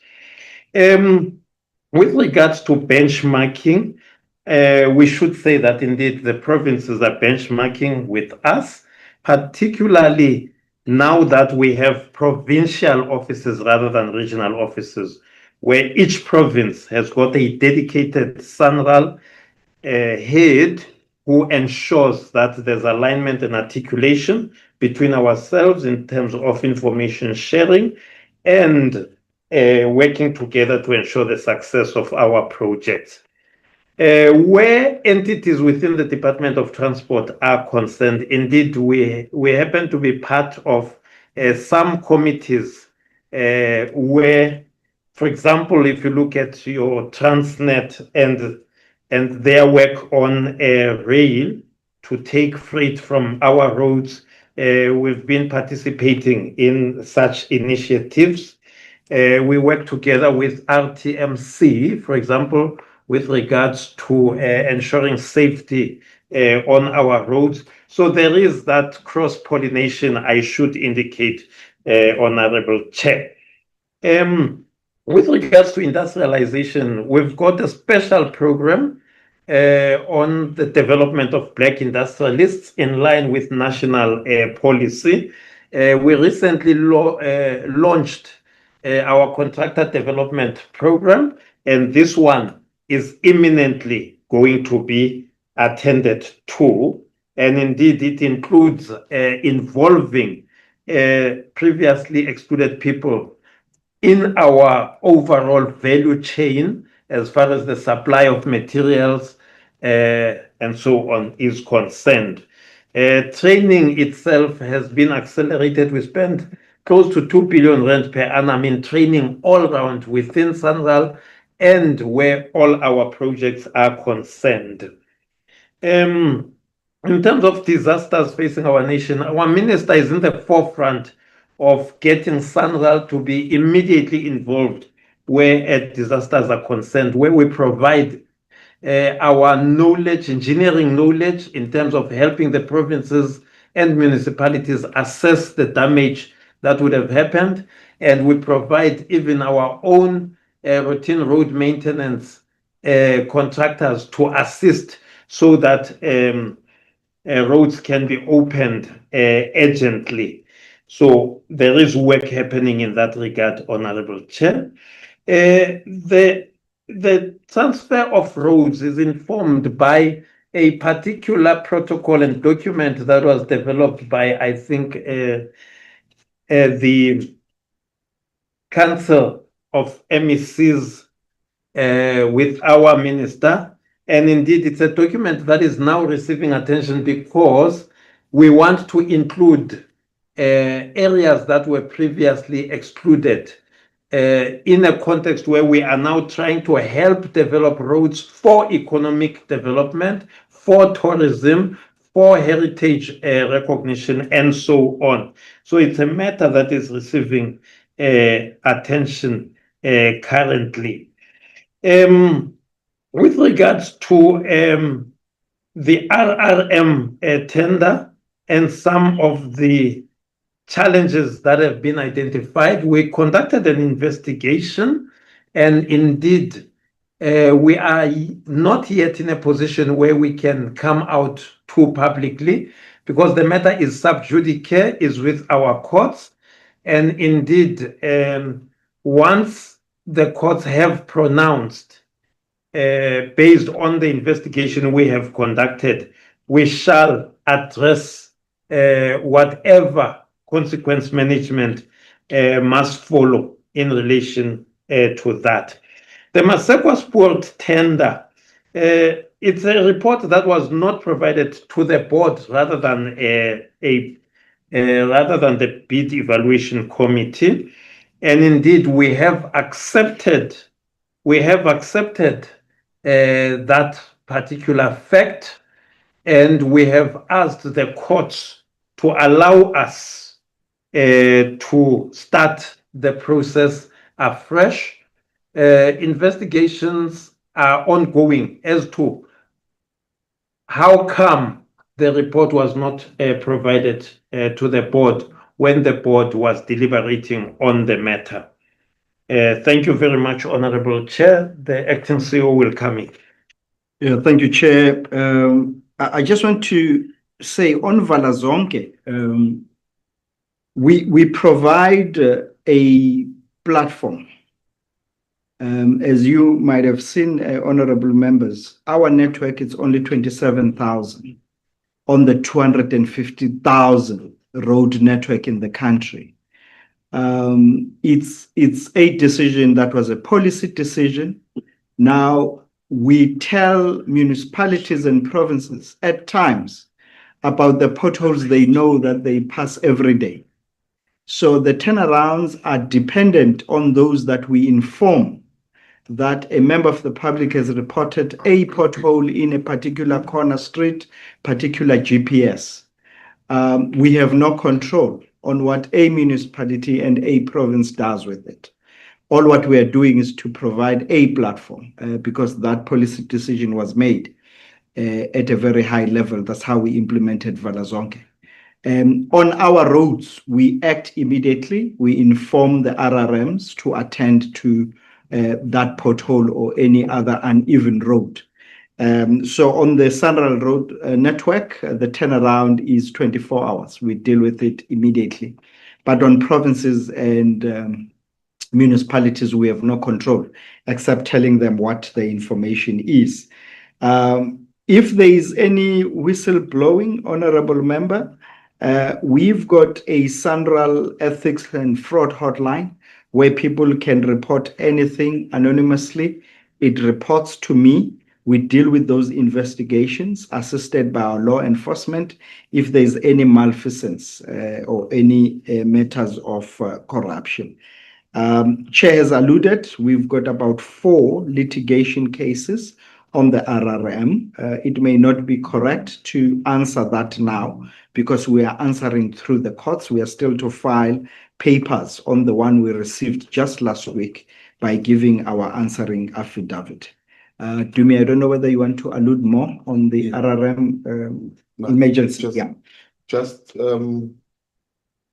just touch on a few items. I think Honorable Kaunda asked, I think even on the previous engagement about the breach 11-12 section, he asked about that on a previous engagement. I think while we haven't reported, but now it's an opportunity, we have undertook road safety audits, came with recommendations in terms of having to do some shoulder widening and actually provide that physical separation in terms of what needs to be done. So there is work that has been happening on the side that will ensure and improve the safety as the Honorable previously alluded to. So, however, we've mentioned that in the past 2 months, SANRAL has suffered a blow in a form of 8 billion being taken away from it, which makes such, all the programs that we have not easy to achieve. Nevertheless, we have done that. And then regarding the climatic changes and so forth, I must mention that the board recently approved, climatic change guidelines for SANRAL, a response plan, if we may call it, that we are now implementing across the country in the process of rollout. And second to that, we are busy, formerly called COLTO, now COTO. We are doing a rewrite on it such that the standards of road construction are actually now incorporating newer or what we have seen as a new climate trend, so that any infrastructure that we improve or we build new or upgrades is now responsive to that. And then slowly we're doing audit of existing infrastructure to make sure that it is now compliant with what we are observing and writing on the report. And then I think the other honorable member mentioned the issue of the R760, R59 bridges and the RIFSA classification. I think using TRH 26 that SANRAL uses in terms of the road classification, indeed class 1, road class R1 and R2 are ones that when the requests come from the province to the minister, will be automatically qualified to become a national road. But roads that are of lower class as per the RIFSA classification, like R3 and R4, will then need a quota to vote on it, the committee to vote on it, and then perhaps that road can be classified and be ready to be transferred as a national road. Obviously, with the pool of RRM contractors, going forward, what strategies do we have? I think as can be noted that there is a court case where we're sitting with very old appointments. Our endeavor is that when we roll out going forward, we should change strategies that we don't allow tenders to close at the same time. We give them steps whereby there will be 1 week of closure, another week of closure, so that the competition can be introduced for the bidders, so that we can have a big variety of competition. We have seen that it led us to this particular point where we've got a big group of tenders that are closing at the same time, that if one entity was competitive on these rates and he has submitted a number of bids, he might as well be winning so many at the same time. So the strategy is that going forward, you must just introduce steps in terms of tender award and closures. Thank you. Thank you very much. Is that the final inputs? Indeed, Honorable Chair, from Thank you. our side. Thank you very much. Thank you, Mwambi. Let us go over the questions of Honorable Nzimande. No, thanks, Chair. I would be short because a lot of questions have been asked, and I'm short too. One has to do with the transformation agenda, the percentage distribution of SMEs in relation to the 2012 that they've spoken to. Then the second one has to do with the issue of AXA. I've heard they are speaking of consequence management, whereas the issue has always been recurring around the irregular expenditure. And what has always been found to be a challenge are the leakages on the control systems. I hear them speaking about putting a corrective measure which is not dealing with the causal factor as identified by the AG. Can we have a clarity around that? What's the situation? The last one, Chair, relates to the issue of an undertaking they are making to us, how feasible and how realistic it is, looking at the period that is left for financial year ending, on the issue of SMEs, for them to reach a target of 220. I hear them saying by the end of the year, but I don't know what does the end of the year mean, or they mean the financial year. What is it that they will have done to ensure that they meet that target? Thank you. Thank you very much, Honorable Nzimande. Let's go over to Honorable Peter. Thank you, Chair. Greetings to you first and the TRANSNET management team. I've got only two questions, Chair, just for clarity. Honorable Peter, your questions, sorry to interrupt, your questions will be regarding SANRAL, not TRANSNET, yeah? I'm sorry, Chair, SANRAL.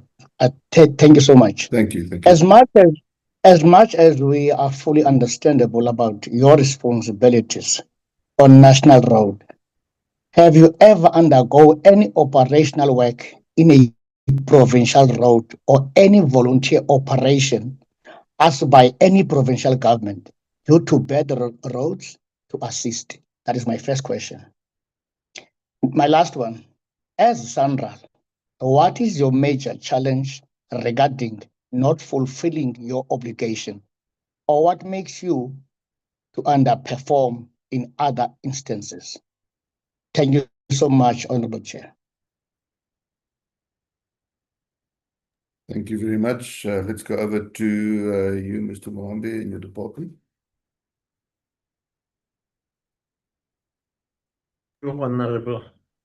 Thank you, Honorable Chair. Management will deal with the questions from Honorable Nzimande, please, Chair. With regards to the questions by Honorable Peter, indeed, we have done some operational work on provincial roads.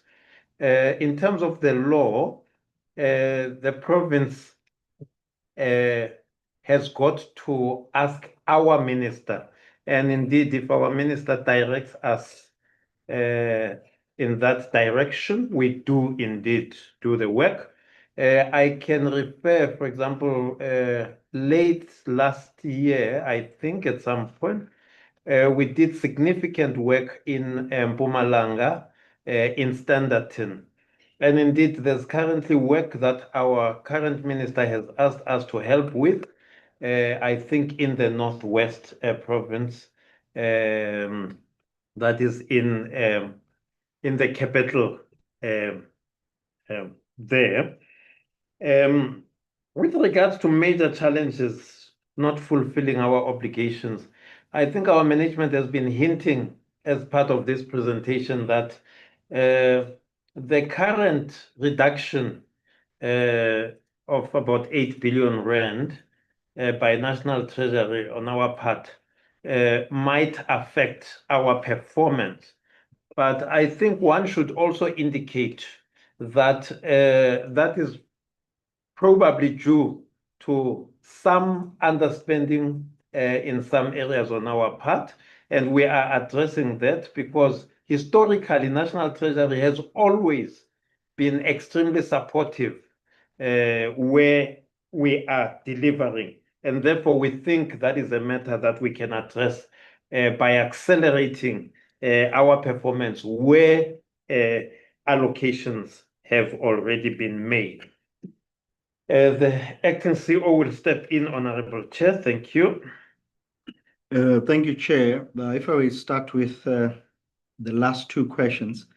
Chair has alluded to provincial assistance on certain bad roads. It is actually Section 26, 1A, which says that a mayor or a premier may transfer roads to the minister, and the minister can say yes or no. And we have looked into the risks around transferring roads that are in a bad state, because immediately they are gazetted, we become liable for anything that happens to it. So we are trying to strengthen that discussion to see how best do we get the roads from the provinces. At times, provinces wait for the longest period, not doing anything on that road. By the time they transfer it to us, it has a lot of, risks. Immediately it is gazetted. The challenges on underperformance, really it's the transferred roads. Because if you look at the smooth travel survey, and the bridge survey index is really the roads that we've just received, because we received those roads from provinces with no data. And since this is our KPI, when it takes us longer to now look at the data and know the condition of the bridge and the condition of the road, that now affects adversely so our KPI. So most underperformance relates to the transfer of the roads. And that's why strategically we need now to discuss on the policy position that was taken that SANRAL must have 35,000 road network, to say what should be the conditions upfront by the minister before the provinces can transfer those roads. On the issue of consequence management, there is work that is being done by Assets and Liability Committee to deal with issues of consequence management. There are those that are already at disciplinary stage that the HR is handling, as well as those that require further investigation to ascertain what really transpired. So we have written to the minister on the steps that we are taking. We've got about 29 ongoing cases on effective consequence management. Dumi, you can take the other technical. Okay. No, you can come on transformation and SMMEs. Thank you, CEO. I think before I start with the last year's performance on the 2012 SMMEs, the distribution thereof, there was a question on the performance not accompanied by credible information that AGSA had raised previously, and I don't think we have answered that. last year during our AGM, the ministers indicated that SANRAL can sit with AGSA, especially on the problematic KPIs on our APP, that we agreed to revise those KPIs and take AGSA through, because the issue was on the supporting information that AGSA wanted. So for us to be able to sit and agree and make changes, and that's what we've done on the problematic KPIs. And we have submitted for retabling. And we are anticipating that at year end with the change KPIs, AGSA will have information that they can be able to rely on, that we've agreed on prior to those KPIs being approved. And on the distribution of the 2012 SMMEs, may I request, Chair, through you, that we give it in a written format, that we unpack in terms of youth, women, and different categories. Thank you. That will be useful. Thank you very much. Mr. Mohambi, is that all from your side?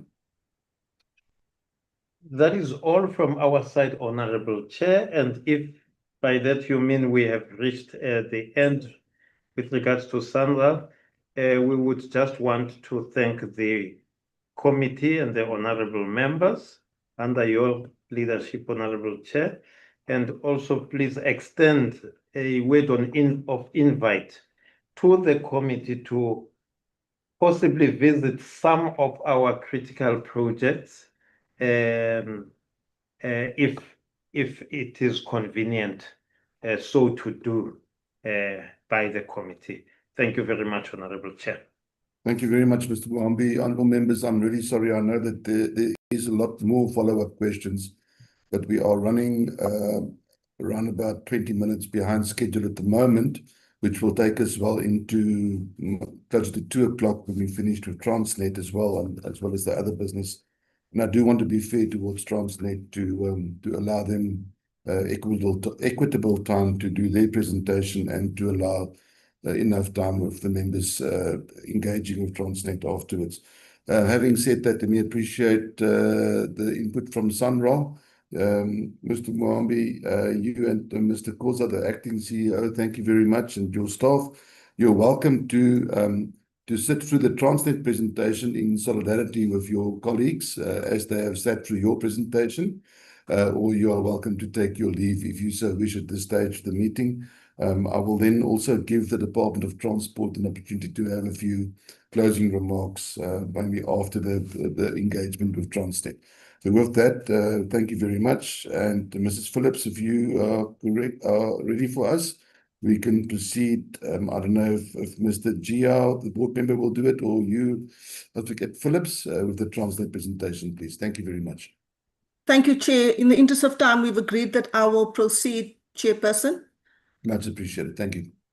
So, Chairperson, the committee would have access to this presentation. I'm going to try and get to, let's call it the meat of the presentation, really the performance, both from a volume as well as a financial perspective as required. And then we'll go into, of course, the new financial year.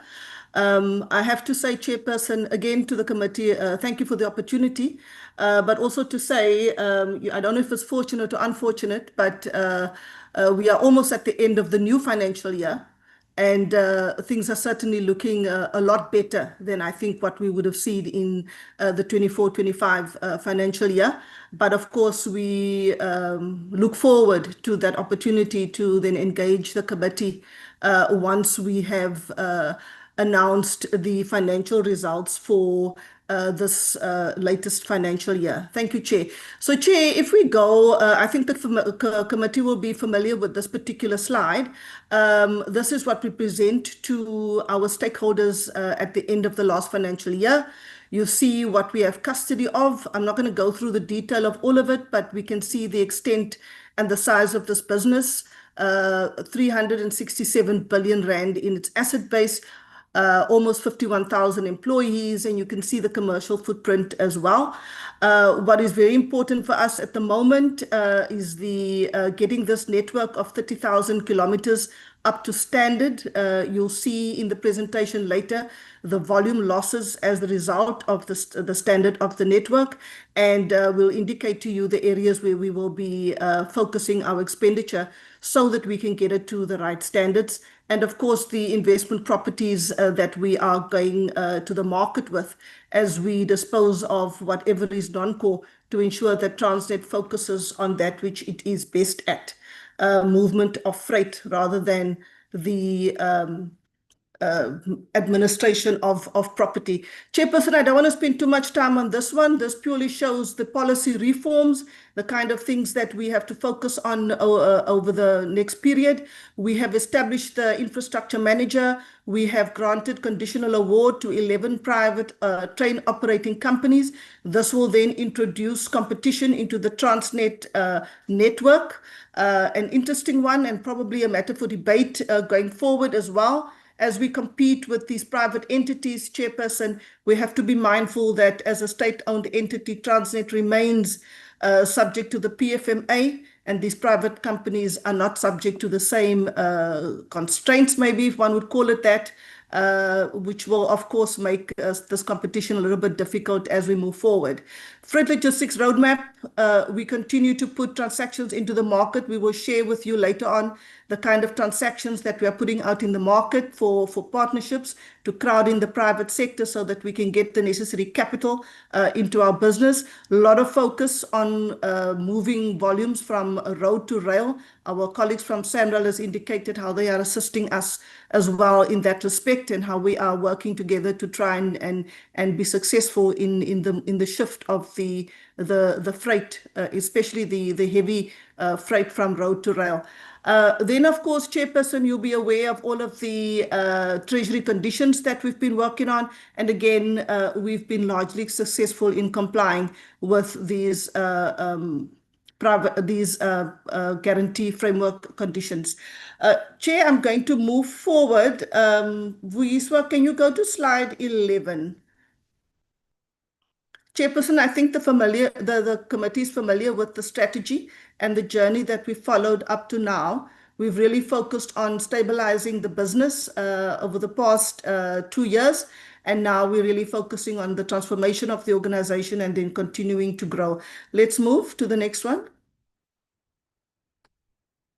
If we go to the business performance over the last year, Chair, in terms of the journey, the committee will be aware we've rolled out the Reinvent for Growth strategy. As I've indicated, focus on the operations, ensuring that we optimize the network and that we move as much volumes as possible.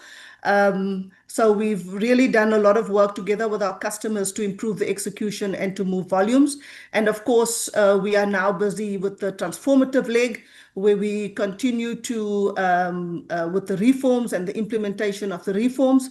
The intention, of course, is that we need to get to, as a country, to 250 million tons, and both Transnet together with the private sector will be working hand in hand to try and get to this 250 million ton target. If we go to the next slide, Chair, it will show you the change in this business and in terms of the trajectory. You see the 5-year decline from 2017, 2018, steadily declining, 77 million tons lost. That took us to 149.5, then to 151.7 after the implementation and adoption of the recovery plan as approved by the Transnet board. And you can see in this last financial year, 160.1.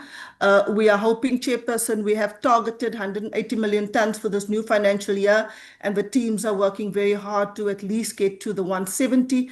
But we'll see later on also quite battered by the extreme weather.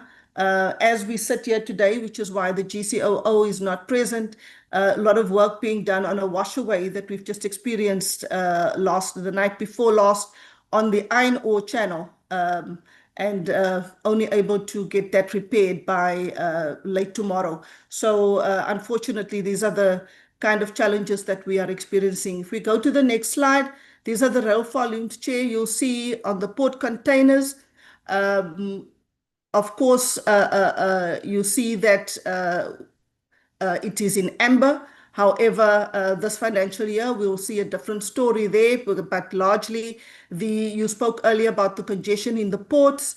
24-25, we pretty much cleared the congestion in all of our terminals, container terminals in particular. As we said, we do have a challenge in Cape Town, which you alluded to, but a lot of work going on there to ensure that we do not have the same kind of situation during the season. Unfortunately, we have seen extreme weather that we have not seen before, particularly in the Cape Town terminal. Port Automotives has really done very well, and in fact, even in this financial year, continues to exceed its target. On the pipeline side, slightly below the target, but largely because of the environment has changed quite a bit. We are now importing the majority of our product with the closure of the refineries at the coast. And that has in itself created a bit of congestion on the water side when it comes to the petroleum vessels. But I think, again, as we see in the new financial year, you'll see that they'll probably get close, if not exceed their target. We can move. So, Chair, in terms of the successes, as we've indicated, we've had to collaborate quite a bit with our stakeholders, both from our supplier side as well as our customer side. We've been successful in securing long-term agreements with key OEMs.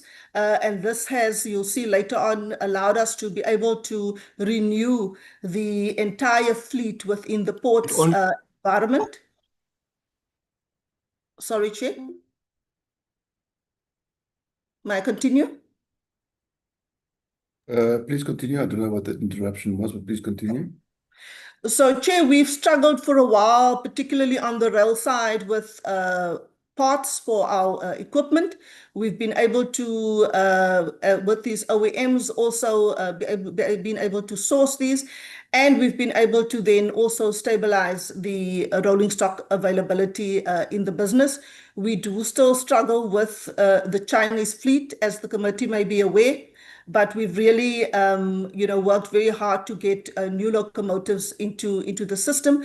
And in fact, Chair, if you look at one of the achievements there, we talk about the 177 23E locomotives that we are assembling in our factory in Durban together with BT Alstom. We've been able to introduce these into our network, and that has also assisted us in improving the volumes particularly on the heavy haul lines.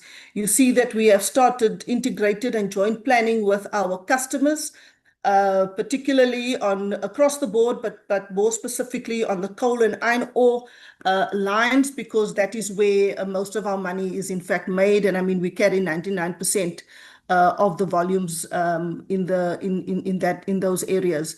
Our work with the National Logistics Crisis Committee, we've unblocked a number of policy matters. We've been able to receive a number of departures from the Treasury when it comes to the way we procure. So a lot of support there. But again, as we now move forward, now that we've stabilized the business, a lot of work going into the optimization of this performance. So as we've indicated, we have reversed the volume decline. As we said, Chairperson, we are about 7 million tons above where we were last year this time, which is why I'm saying is that as we get to the end of this financial year, the team is really busy with the last push, trying to get those numbers as close as possible to where we need it to be. We've introduced, and I think you were with us in Cape Town, we've introduced a number of new equipment in the ports, and we are beginning to see the performance of this new equipment, and we're beginning to see how the ports are performing, and definitely there's improvement across the board. The rail infrastructure manager, as I've indicated, established. We are waiting now for the publication, and we're hoping to do that by April of the new network statement. And also by April, we believe that we will be ready to announce the private train operating companies that will be joining us in moving these volumes across the network. Chairperson, you see there the other key achievements. I don't want to go into too much detail of that, but of course, as I've said, across the board, improvement in the performance, and we're very pleased with the performance thus far. If we go to the next slide.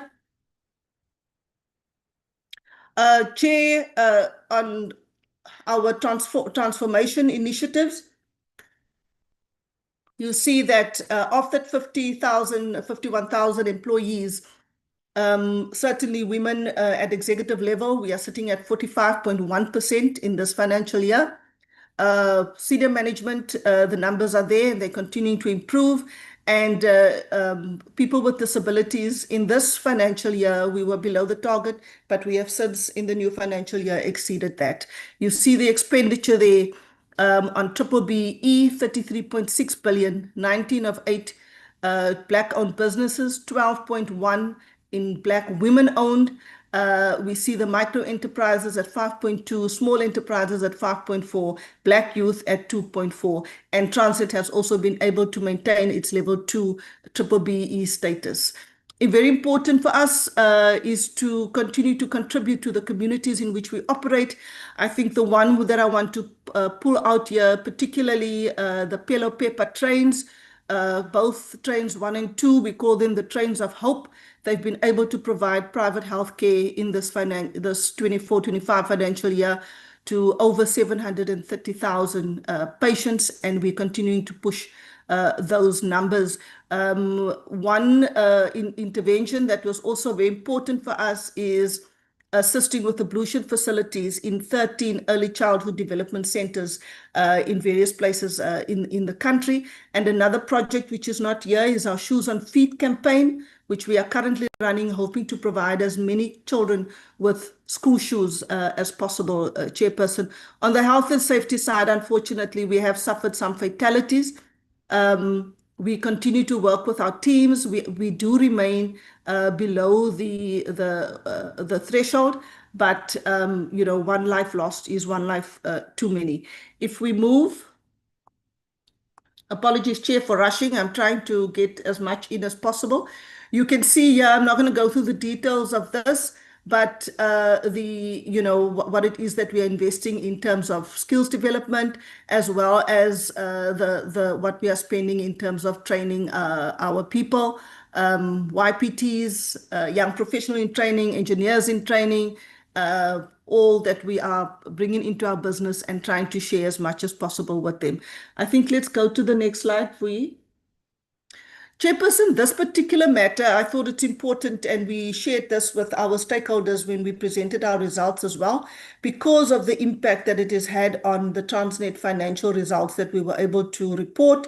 You recall, I think last year we were still in court on the NATREF matter, where Transnet was litigated against by SANRAL and Total for a very old agreement that we had inherited from the government at the time, and they felt that we had overcharged them. We were able to settle this litigation after 10 years of being in the courts, all the way up to the Constitutional Court. We were able to settle this matter, and we are now dispensed with it. It will not have this impact on financial results going forward. But you can see it was 5.5 billion rand that we settled it for. However, this was at about 50% of what was being claimed from us at the time, in excess of about 10 billion rand. If we go to the next slide. This next slide is intended to show, Chairperson, the major areas where we lose volumes. I would like to draw the committee's attention to specifically when we talk about the state of the network, it means that we suffer derailments, and as a result of derailments suffered, we lose volumes.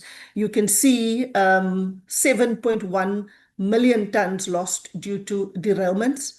This is why we have requested funding through the BFI, so that we can get these corridors up to standard, so that we can reduce derailments.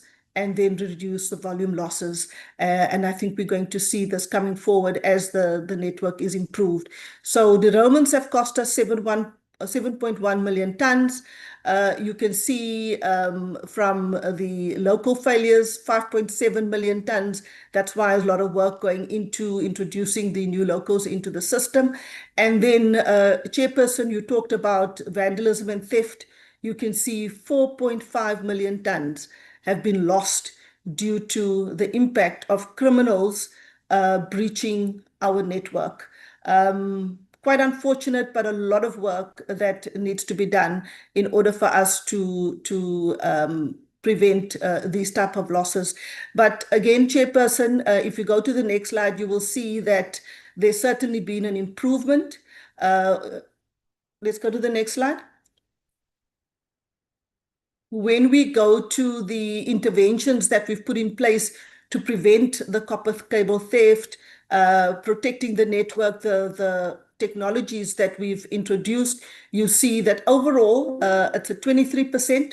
But if we look at TFR, you can see there on the rail side, 23%, on the fuel side, 73% because of the interventions that we've put in place. Unfortunately, you see the number that is pushed up there by the TNPA, but really that, Chairperson, are not incidents that impact volume at all. These are largely the kind of, the stowaway incidents that we get with the on the port side.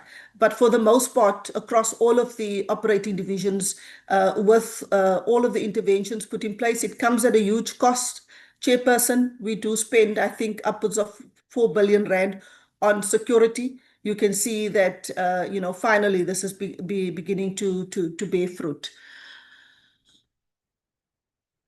Chairperson, I'm going to request the GCFO to very quickly take you through the financial numbers. And again, I think, for a business that comes from a 7 billion rand loss, we were quite pleased to reduce that loss to the 1.9. If I can hand over to the GCFO very quickly, Nosipho. Thanks, GCE. Good afternoon, Honorable Chair and your committee. Just on the back then of the improvements in the volumes, as mentioned by 60.1 million tons, reflecting 5%. I'm sorry to interrupt you, but your connection is not fantastic. Can you maybe just move or try and just, if you're on a mobile phone, just move a bit because it's a little bit You're breaking up, Nosipho.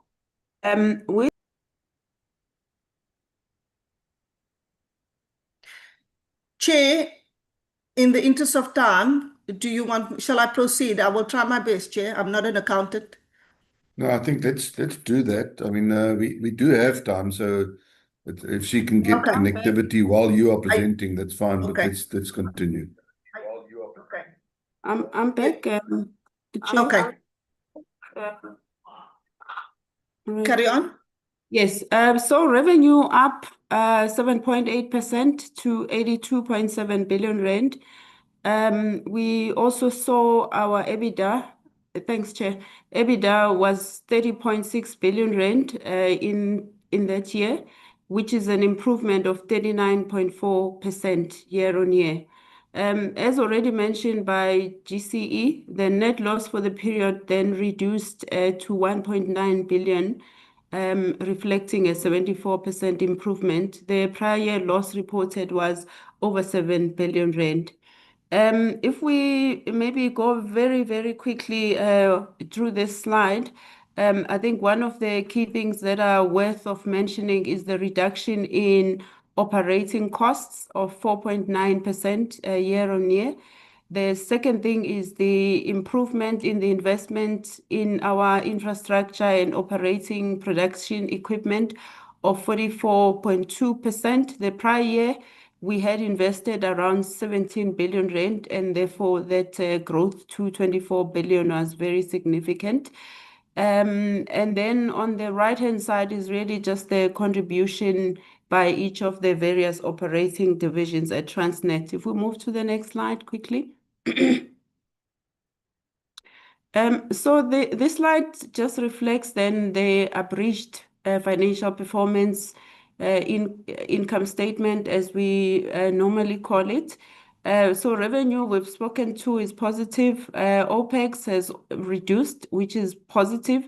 EBITDA from 21.9 billion to 30.6 billion, as I indicated, a significant growth.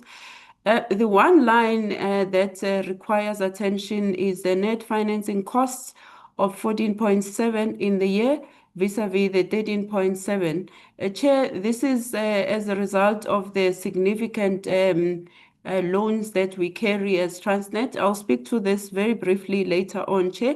And then you see that 7.3 billion loss in the prior year vis-a-vis the 1.9 billion in the current year.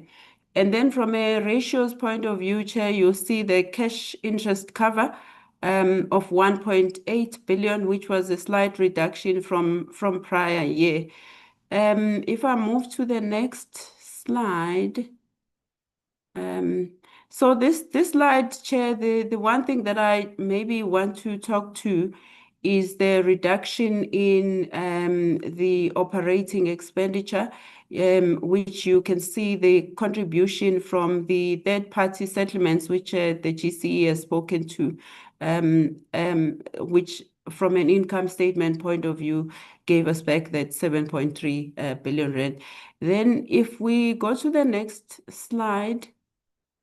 The next slide is a reconciliation of what happened, what moved between the 7.3 loss reported in the prior year to the 1.9 billion reported in the 2025 financial year. So the biggest changes were in revenue as well as in operating expenditure, and that really is where you would like to see movements in the business, because that is a fair reflection of what is happening from an operational point of view.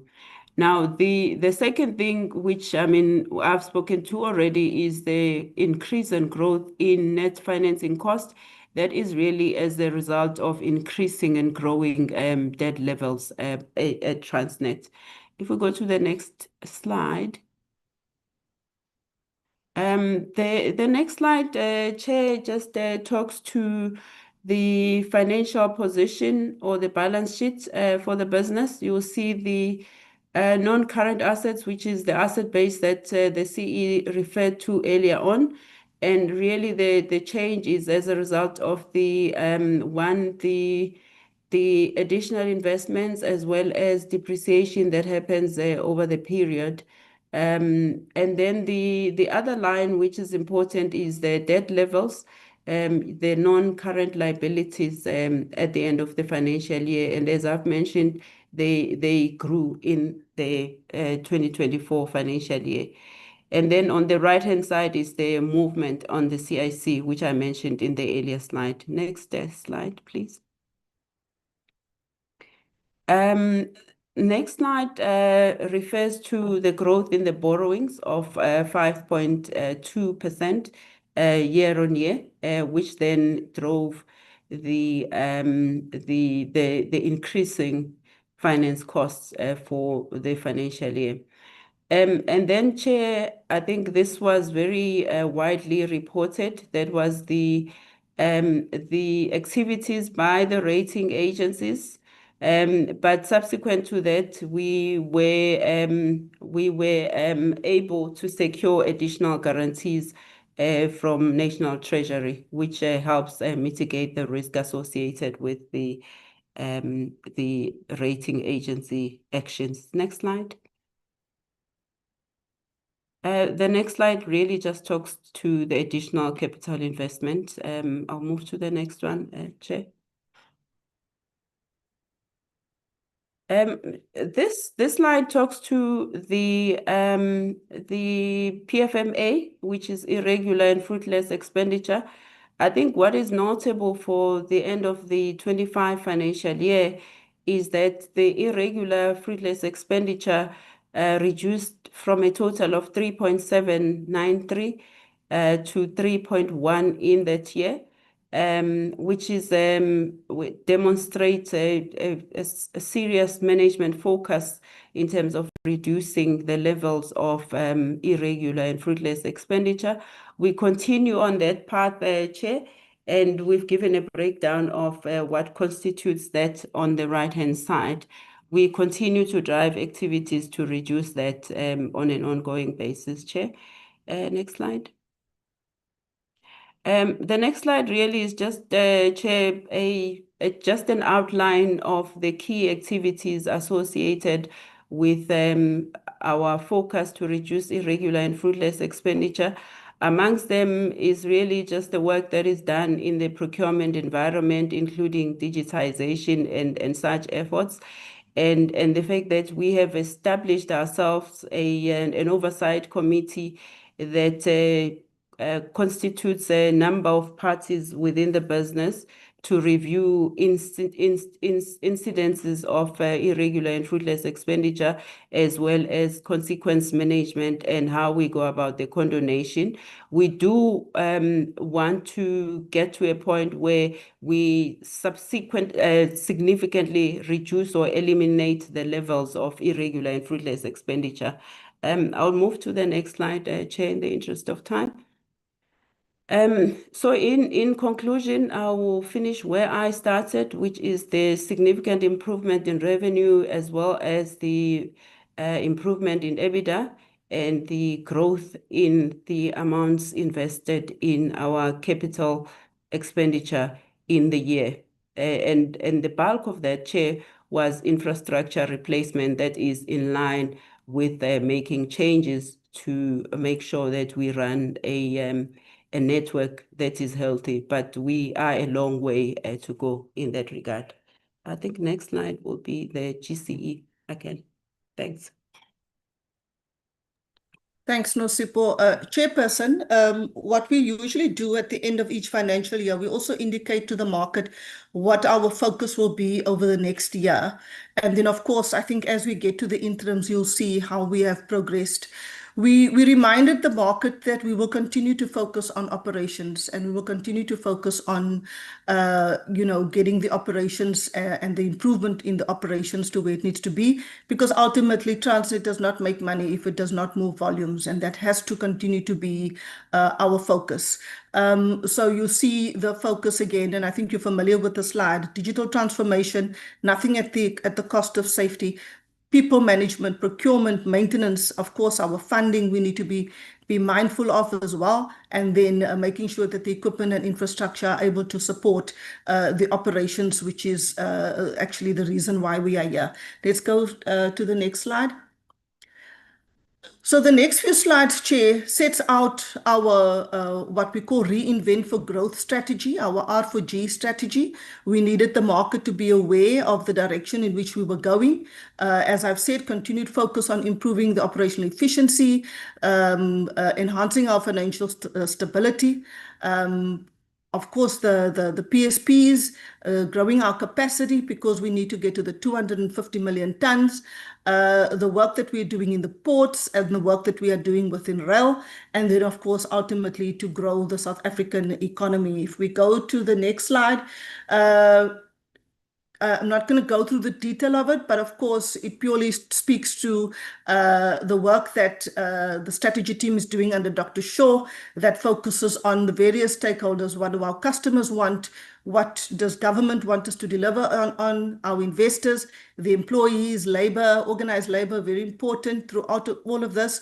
We've got a number of PSP transactions that are coming to the market, and we need organized labor to be on board with us. And of course, the lenders and the financiers, who I have to say, yes, have been very supportive.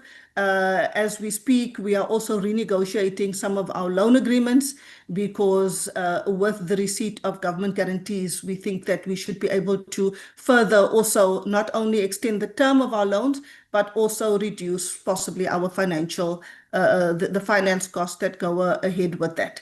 I think let's go to the next slide. Chair, this slide also indicated to the market at the end of the financial year what exactly we had done when it comes to the equipment in the port space. And you can see, particularly in the container terminals, Pier 1, all of the equipment that we've been receiving. Pier 2, now in a PSP with ICTSI. And then, of course, the other terminals across the country, Ngquga, PE, Cape Town Container Terminal, you can see we've delivered that 28 subsequently, and then everything else has also been delivered.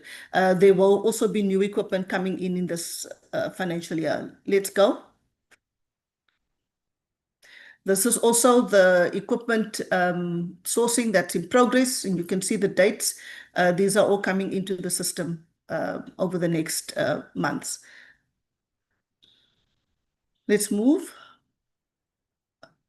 Chair, what we've done in the last year also that is important, at the time of the 24-25 financial year, we did not have the results yet, but subsequently the department has given us a feedback.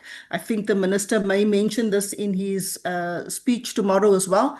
We applied for funding through the budget facility for infrastructure, which was really intended for us. As I said, we want to improve the state of the network, but we understand that the cost of financing is expensive, and we needed to find a way for some support from government through this facility. And if we go to the next slide, we'll see the results of our applications for funding. We had, in the previous year, we had received funding for a project called Ukuvuselela, which is the auto terminal. We want to use that now for automotives and manganese. We've been successful in receiving 2 billion rand on that project. The berth deepening for Pier 2, our project requesting 4.6 billion rand for support there has been successful and has been approved. The request for an upgrade of the rail infrastructure to its nameplate on the iron ore corridor, you can see we've been awarded 3.4 billion rand, and then 6.8 billion rand in the coal corridor. All of those, Chair, will assist us in certain instances, of course, to go to the market for less funding. We continue now with the progress on the other corridors to submit with the next bid window for support in the other corridors. One project that was not approved for various reasons, the department felt that it was maybe not a viable project, and we'll see what we can do on that. But for the most part, Chair, we are very grateful for the support that we've received. Some of these will come in the form of grants, and I think one of them may be a concessional loan. Either way, it supports us as we try to reduce our dependence on loans from the lenders. If we go to the next. So, Chair, this slide is intended to show the transaction that we will go to market for over the next few months. Of course, we have now concluded with the Durban Pier 2 PSP. We are about to go to market, I think, by the end of March for the RFP to shortlisted bidders for the leasing company that we are establishing with the private sector. This company is intended to provide rolling stock for leasing to not only TRANSNET, but also to private operators. Then we have, in the last week, I think it was on Friday, we published the go-to-market for the Richards Bay dry bulk terminal, and we are hoping that the private sector will participate. Of course, we want to take that facility from the 18.5 million tons to a 26.9 million tons, also a 25-year concession. The Ngquga manganese, we will take to market, I think, in about April of this year.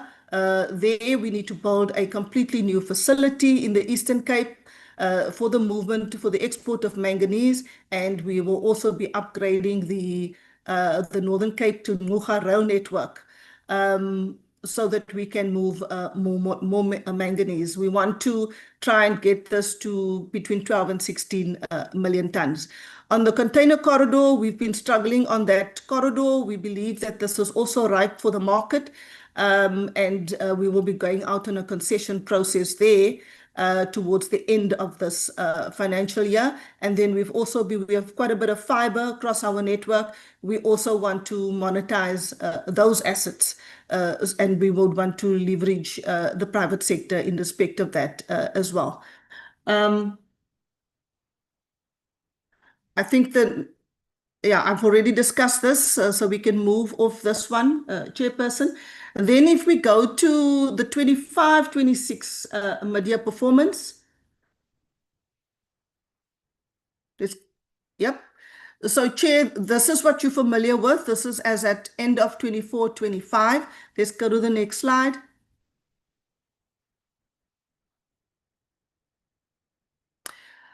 Chair, this is latest. This is in fact not even mid-year. This is where we are as at 15th February 2026. We will show you the mid-year numbers. But as you can see, as at week 46, trending nicely above almost 7 million tons on the rail side above. On the pipeline side, we believe that by the end of this financial year that we will meet that number, but you can see above prior year already. On the dry bulk side, you can see that we are above prior year. The container side is not only above its target, but also above prior year. So we will see those numbers is moving in the right direction. In fact, that should be green. On the financial side, Nosipho, do you want to do this slide quickly? Because this is where we were as at mid-year or 31st January. Yeah, thanks, GCE. Revenue compared to prior year, 68 billion 24-25, as at actual to date end of Jan, 74.9 billion. So in revenue terms, we are 9.4% better year-on-year comparison. EBITDA 19 billion in the prior year. What is changing? Sorry, I'm talking to EBITDA. EBITDA performance at 27.8 vis-a-vis the prior year numbers. Again, you look at that increase, it's a very significant growth in 1 year, 40.9%. And then from a gearing point of view, 50.29% compared to our budget of 54%. Cash interest cover, I think the story of cash interest cover is a very significant improvement, and we growing and going in the positive direction, Chair. Yeah, I think we can move to the next slide. That's back to you, GCE. Structural reforms. I think we can move off this because we've talked through it, Chair. We are continuing with the work on the corporatization of the TNPA and the infrastructure manager. That work continues. However, I think what is important for the committee to note there, we are trying to resolve the accounting or financial implications, because I think it's important for us that Transnet remains a sustainable organization moving forward. And then you'll see we continue on the commercial and operational reforms. I've already spoken about LeaseGo, the equipment. We've successfully resolved the PSP matter after it having been caught up in a court process for almost 2 years. And in fact, that terminal is now under that 25-year partnership with ICTSI, and they've taken over the operational running of Durban Pier 2. The container corridor, I've indicated we'll be going to market with that towards the end of the year. If you go further down, you'll see, yeah, Nosipho, maybe the mid-year performance, go down. Yeah. The next slide, please. Chair, I must say this is very huge improvements compared to where we were in the past. Just in line with the volume growth, you'll see revenue uptick of 8.8% at mid-year, driven by the volume improvements across many of our areas in operations. OpEx did increase by 5.5%, and that is really, Chair, predominantly inflationary growth in our cost curve. But the increases are driven by personnel changes, security, which Michelle has spoken to, because that's an investment in security to secure our networks, and growth in maintenance and material cost, which is where we really would like to continue focus. EBITDA growth, again, of 15.6% to 15.7 compared to same period last year. And then profit from operations before depreciation, also significant, Chair. I think the line of net finance cost, as I said earlier on, is obviously driven by the level of debt that Transnet carries. At the end of September, we were 1.782 billion loss position, and you will see that downward green arrow shows that there is an improvement compared to the 2 billion loss that we had in the prior year. Still in a loss-making position, but very much better improvement in terms of our bottom line as at September last year. If we go to the next slide, I want to, yes, no, actually not this slide. I want to go to the slide that shows the historical debt levels. Yes, this is the slide. Chair, this is a slide that really tells the story of Transnet and how debt moved for Transnet over the 2011 period to 2025-26. So we'll see in 2011, Transnet only owed 60 billion in total. In the 5 years between 2011 to 2016, that level of debt had grown from 60 billion rand to 134.5 billion, which is more than double what we started 2011 with. And then if one then compares to rolls that forward from 2016 to 2025, the level of debt only grew by 10 billion. So in the years just under 10 years since 2016, our level of debt only grew by 10 billion vis-a-vis the 5 years from 2011 to 2016. Now, with that, Chair, what then happened is that if you look at the amount of finance costs that were incurred by Transnet on 60 billion rand, 5.5 billion rand. On 135 billion in 2016, that then went up to 11.2 billion, 9.1, and then over the years, then it kept growing as a result of the increasing debt as well as the interest, running interest cost in those periods. And then you'll see that by 2025, when we started 2012 with a 5.5 as interest cost, it was then at 14.7, strictly as a result of the growth in debt levels. Then the grayish blue bars at the bottom show the CIC, which is the cash interest cover. We started off at 60 billion rand. Indebtedness was 4.2 billion rand, and continued then to deteriorate over the period.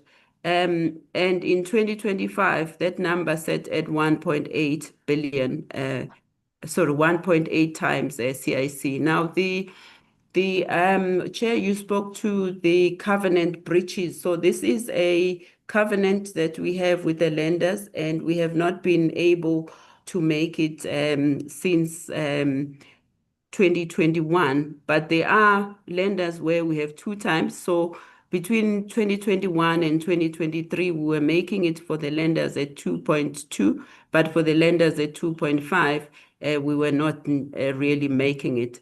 But I mean, in the current financial year, you'll see when we present the numbers and our latest estimate, put that number at above 2 for the period financial year 2026. I think if we go to the next slide, and I don't want to repeat stuff that I had said in the prior presentations. Now, this is really an indication of the repayments based on the contracts that we have with the various lenders that TRANSNET has. Now, what is significant on here is that in the next 12 months, we need to repay or refinance 13.1 billion rand to various lenders. If one looks at the picture for the next many years, in 2027-28, which is the next 2 financial years down, we will be facing repayments of over 35 billion rand. But over the period to 2041-42, we would have repaid or refinanced 149.8 billion rand worth of debt. If we go to the next slide, and I think it's the this talks to the financial sustainability and the liquidity improvements that we're seeing in the business. And really, a lot of that is driven by the operational improvements as well as managing debt. We have significant facilities, and as at the end of January 2026, our liquidity position stood at around 16.2 billion, and we had raised 28.1 billion in that period. If we go to the next slide.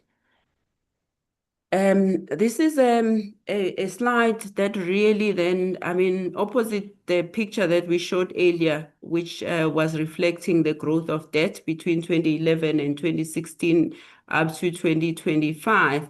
This is a plan that TRANSNET has, and this is the approved corporate plan in terms of how we go about repaying and reducing the level of debt. So the bottom line of this slide is that we would like to repay significant portion of our debt, and we envisage that by 2030, we will have reduced our debt levels from upwards of 156 billion rand to 107.4 billion, which is a hefty 49 billion rand reduction in debt. That will be driven by a number of things. One is the optimization of debt, the self-help initiatives, asset disposal, cost controls, but also importantly, the PSP transactions that we will be continuing and driving in line with the policy reforms. Next slide, please. The next slide is the slide that shows the progress that has been made to date over the period with regard to irregular expenditure. So in the financial year ending 2025, these were audited numbers, 3.1 billion. We, at the end of December, that number stood at 1.7 billion rand. That is not audited, and we will still continue with work just in terms of confirming that number to the end of the financial year. But what is critical is you will see that over the 4-year period, our irregular expenditure reduced from 4.9 billion rand. As at end of December, that number stood at 1.7 billion. It clearly shows that the management focus to reduce this level of irregular and fruitless expenditure continue and are progressing positively. Chair, with that, I'll hand over back to the GCE for concluding remarks. Thanks, Chair. Thank you, Chairperson. That is our final slide, Chair. I think as the committee can see, a lot of work. We still have a lot more to do. not yet where we would like to be, but I think that, when we come back to the committee with the hope is that when we get back to you after the 2026 end of this financial year, that it would be an even more positive picture that we will be presenting to the committee. Thank you, Chair. I'm going to leave it there and hope that we've covered the brief. Thank you. Thank you, Advocate Phillips. Can I just ask that presentation gets taken off the screen? That'll assist me to see the hands of the members who want to engage in questions.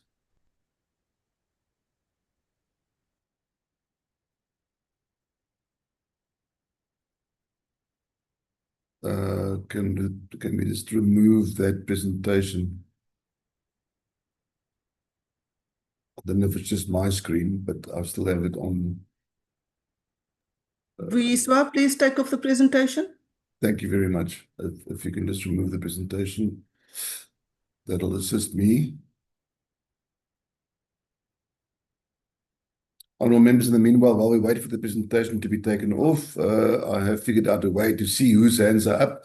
Let me just first of all appreciate the enormous task of presenting to the committee all the work has gone on into this year, and we appreciate the fact that we obviously cluster in the NCOP, so we have to cover a lot of ground in a very short space of time in a 3-hour meeting. So having said that, I want to appreciate the fact that the department kept to the brief. I appreciate that for your brevity. And then let's move over to questions. I'm going to start with Honourable Treza. Please, honourable members, if we can just keep it to questions, that'll make us go through. I forgo my opportunity to ask questions in the first round of SANRAL. I'd like to ask a question or two from TRANSNET. So let's all just respect each other and give each other enough chance to do just that. Thank you very much. Over to you, Honourable Treza. Thank you very much, Chair. I'll try and be quick. I have 3 questions. Given that the Pillow Paper healthcare train provided healthcare for over 733,000 patients in the 2024-2025 financial year, how does TRANSNET plan to expand and sustain this mobile healthcare model to address the chronic shortages of accessible primary healthcare in rural and marginalized communities such as Ward 30 in Nkomazi, where there is currently no healthcare facilities? How does Pillow Paper relate to the National Healthcare Insurance Bill in the creation of a single state-run fund, particularly in rural, in regards to benefit rural citizens? Question 2: with rail volume still 24.8 million tons below the target, and Durban port congestion causing vessels delays of 4.2 days, what concrete timelines and accountability mechanisms that are in place to resolve locomotive shortages and rubber-tired Grand-C inefficiencies that continue to undermine national exports? How does TRANSNET contribute to the products, the semi-processed products that are transported by its rail, being exported rather than locally processed as a byproduct to create sustainable jobs in South Africa? What policy gaps drive such exports, and what could be their transformative proposals? The last question, Chair, is what binding measures are being implemented to close the 65.2 billion liquidity gap and restore compliance with debt covenants before erosion of credit rating occurs? Thank you very much. Thank you very much for your brevity, Honourable Skeerkogel.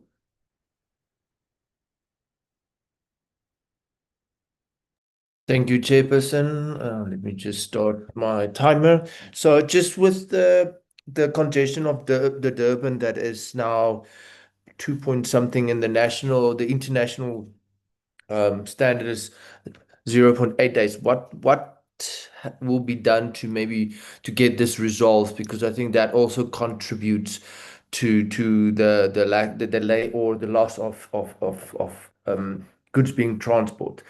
Then, with the progress on the locomotive shortages, what is being done or done to get more private sector involved? I know we did an oversight visit in Gauteng the other day, and that was very nice to see what's happening with on the PRASA side of it. And that brings to my next question, and I think Chairperson, I always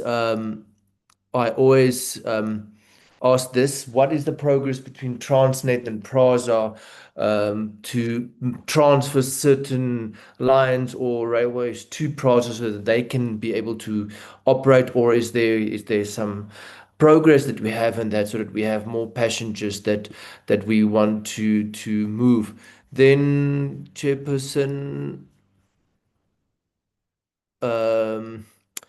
my last question would be then, it was seen that there was with the tender markup, there was almost from a whistleblower said that 4,500% markup, and it came and so I just want to find out what actions has Transnet taken to investigate and recover funds from tenders with extreme price inflations, and what measures are in place to protect whistleblowers and employees who expose corruption, and how will Transnet cooperate with law enforcement agencies to prosecute those responsible for contracting fraud and influencing whistleblowers?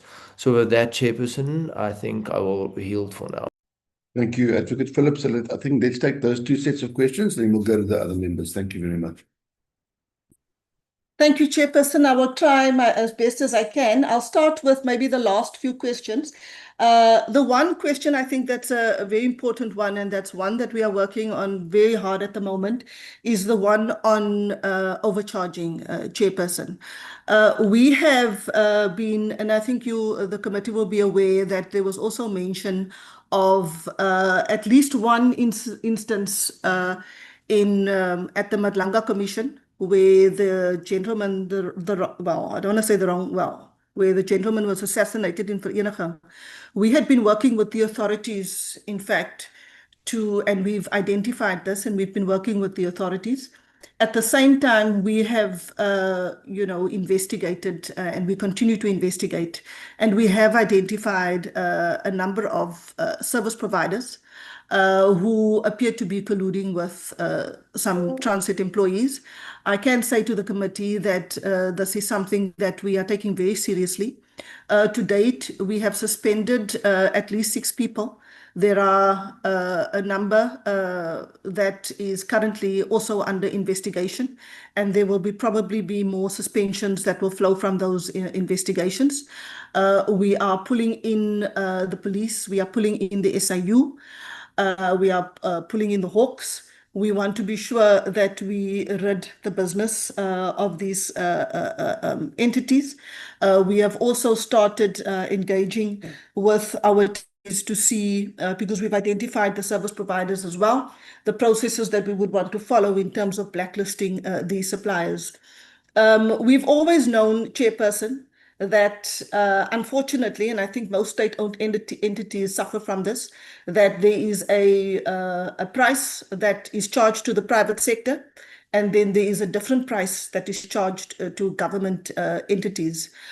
We have started engaging with our suppliers, firstly, to indicate to them that we do not intend to pay these exorbitant prices, but also where we have identified very specifically the modus operandi of those who collude with internal employees, we will be taking action against those. Of course, I think the committee will be mindful that we've had now an individual assassinated, and my job is to ensure that transit employees are protected, especially those who are doing the good work.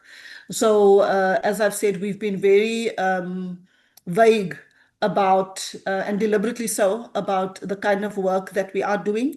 But I think, as I've said to the board recently and to the Auditor General, the time is probably now for us to be a lot more bold in terms of exactly what it is that we are doing, being mindful, of course, that we need to protect not only myself, but my team and the people who report to them and who are bringing these things to our attention. But there's a lot of work going on, I can assure the committee, across the board with all Transnet businesses. It is something that I've been quite shocked, I think, at the extent, but I think with the revelations that are coming out of the commission, we may not be so shocked anymore. I think what's important is what we do about it, and certainly we are implementing a number of interventions, including the automation that our chief of procurement is busy with currently. There was a question on the congestion in the ports. For the most part, Chairperson, where we experience congestion now, largely it is because of extreme weather that we may be experiencing. However, Chair will be aware and the committee will be aware, as we've indicated, all of the equipment that we've been rolling out for some of these ports, and if I can take Durban as an example, we have purchased new ship-to-shore cranes for the East Key. We have not seen the improvement yet in respect of what this equipment is going to be bringing across the terminals. Many of these are still being commissioned as we speak.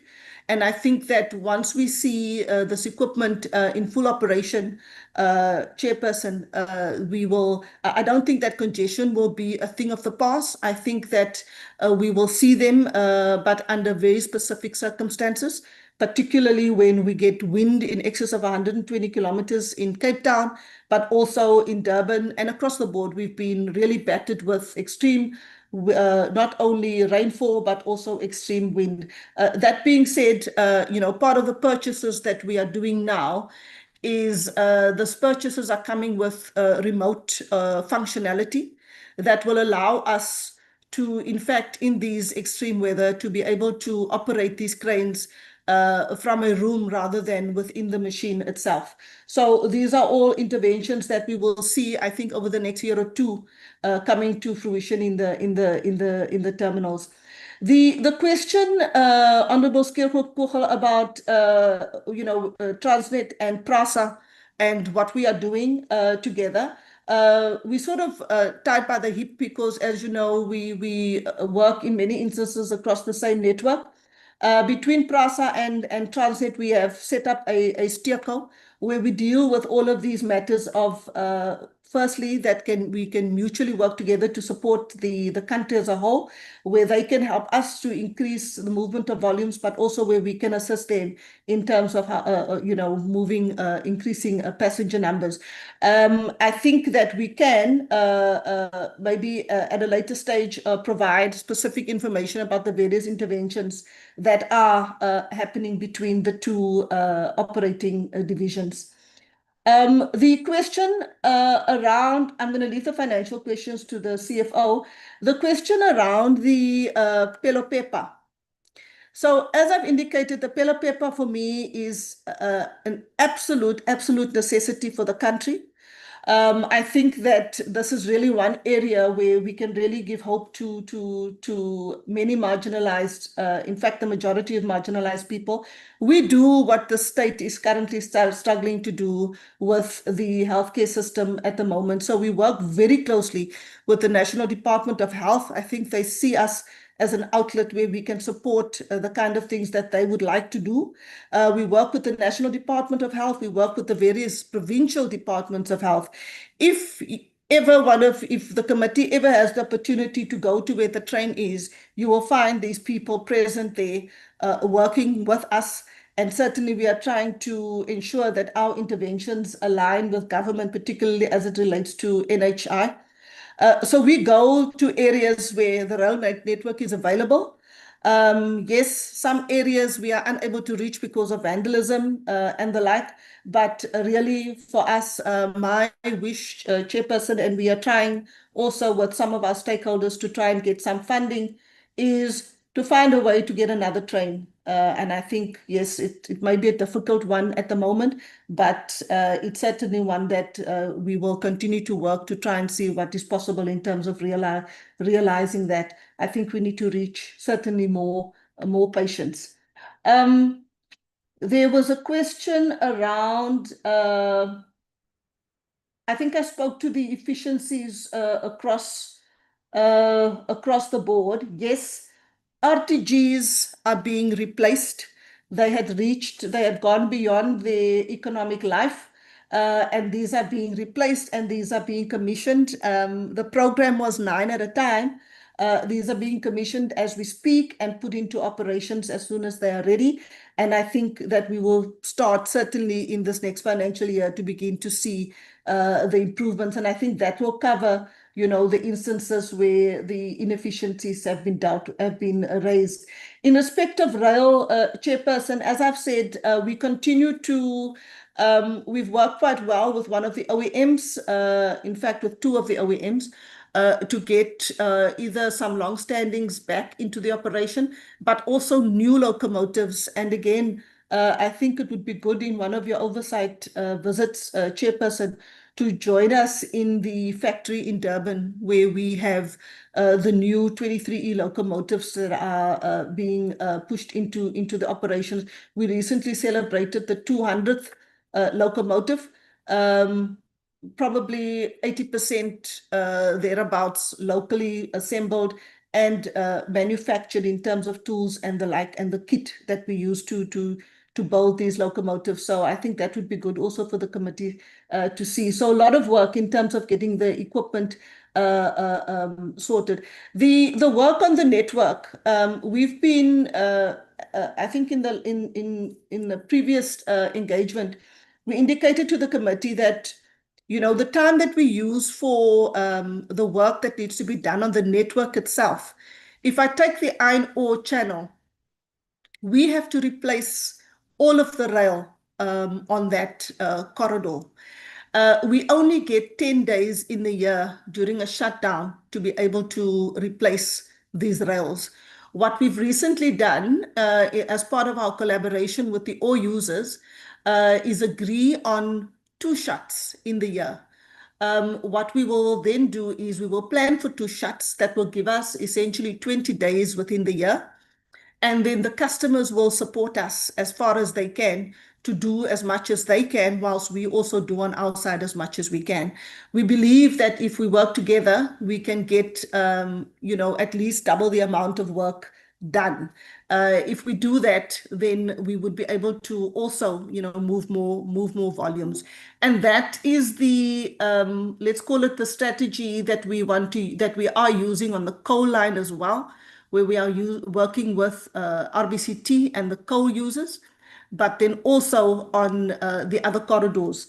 We have to work with the customers. Ultimately, if we shut, nothing moves and their volumes get impacted. But as we are planning it jointly, we agree on what areas can be taken out and what areas we can work on.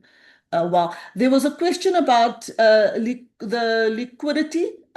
Maybe I'll leave that to the CFO to respond to, Chairperson. Nosipo? Thanks, GCE.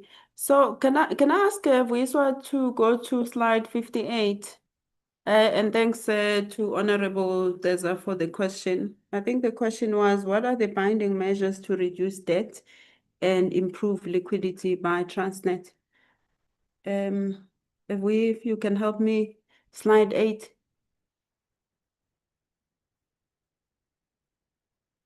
Otherwise, I'll continue talking, Chair. I think just continue for now. Yes. Let's not waste more time on the slides. Yes. Thanks. Yeah. So Chair, there is a number of measures that we're pursuing as far as the reduction of debt is concerned. So one of them is really how we do self-help, and that talks to measures that are within 100% control of TRANSNET. That will be operational volume improvement, managing I'm sorry to interrupt, Ms. Makipi. Can you just tell us which slide you're referring to? Because we all have the printout of the presentation, Yes. and the members can follow on their Yes. side as well. Thanks, Chair. It is slide 58. Thank you. Of the pack. So on the left-hand side, you'll see we're looking at debt optimization, deleveraging. So what we're doing there, Chair, is on the back of the government guarantees that we have secured, we are negotiating margin discounts from the lenders that we have. That will then translate to reduction in the associated interest costs. The second one is the disposal of assets that are non-core from properties portfolio that we carry as TRANSNET. So that continues. The cost control measures, I think you will see that when we presented our mid-year financial results, that we're progressing well with that. The volumes have grown, as you have seen. We make most of our money from making it on a volume front. So that is progressing well, as you see with the EBITDA performance and the like. And then, Chair, the other measures is obviously the implementation of private sector partnerships. And I think the one that is currently in implementation, effective date 1st of Jan. We did receive some 10.5 billion rand in December, and that money will go directly towards the repayment of loans that we carry. But I think the biggest message of that particular slide is that we're very clear, Chair, and we also, on the basis of the government guarantee and the conditions that we have, that our debt levels will not grow beyond this financial year.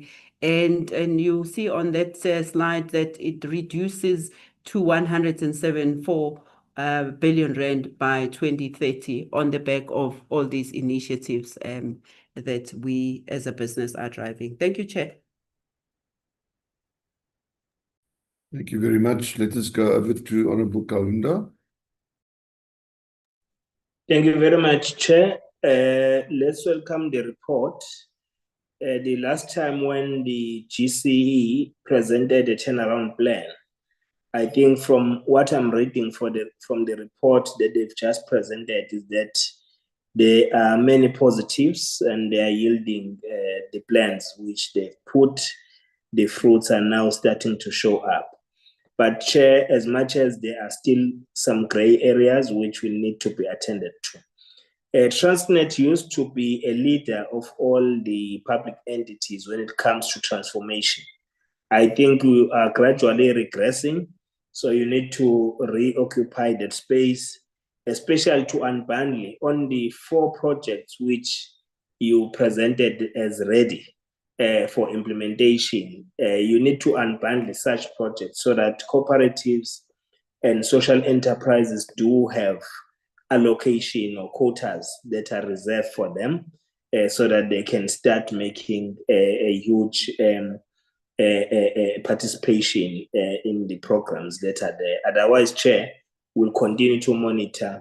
What has become the non-negotiable is the migration of goods from roads to rail. That is a non-negotiable, and we need more concerted efforts in that regard. Thank you.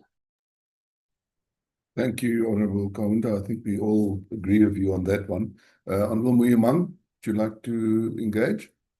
Thank you, Chair. Let me also appreciate again the presentation.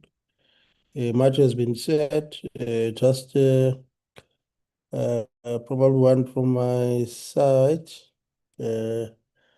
which relates to the commercial reforms around the Durban Gateway Terminal, the rolling stock leasing company, and the fleet replacement and property disposal. If the team can just give us a sense around that. And also looking forward, Chairperson, given the turnaround that is in progress, and the ambitious outlook by TRANSNET around growing the national capacity towards 250 and reduce the debt by 49 billion by 2030. We appreciate these targets because it is indeed a work in progress, because it also encapsulates the issues around modernizing the systems and also strengthening the corridor management and equipment availability. But I think also the expansion of the private sector participation to improve competitiveness is an area that we are looking forward with keen interest in terms of this area, because it is a new area. Thank you, Chairperson. Thank you very much. Advocate Phillips, will you take those two sets of questions, please? Thank you, Chair. I'm not so sure if they were questions or only comments, Chair, but certainly I note the response from Honorable Kaunda. I think Honorable Kaunda knows from the KZN area, I think that's probably the first place where they reminded us that we were not performing up to standard, and we've been hard at work ever since trying to get both TPT at the time and now TRANSNET turned around. So yes, I agree with him. It is time that TRANSNET certainly reoccupies that space. The matter of allocations, and when it comes to new entrants and emerging entrants or miners, we have in fact already started implementing our let's call it interventions in respect of getting more new entrants and emerging miners in particularly onto our systems. You recall just recently in the last year, we did the allocations for manganese allocations, and out of those contracts, I think it's about 36 contracts, only 5 were with majors, and by far the majority are with emerging miners. So that's just one example. We are currently in the process of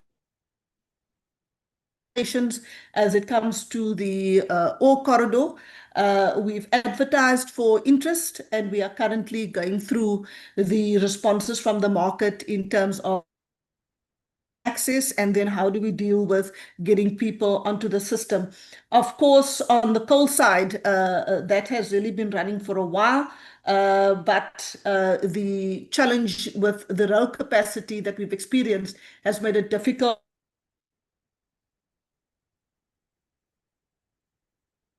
on finding ways to get new entrants into the system. On the pipeline space, again, we're doing a lot of work right now together with the industry to see how it is that we can get capacity. Yes, I'm picking up some things there. But now I'm in a meeting, I can't walk. Sorry, Advocate Phillips, can we just all mute on the system? I think there are some people that are not muted at the moment. We're also working on getting capacity for new entrants in the petroleum space. So that work is also ongoing. Then Honorable Moyamang raised the issue of the, so DGT, Durban.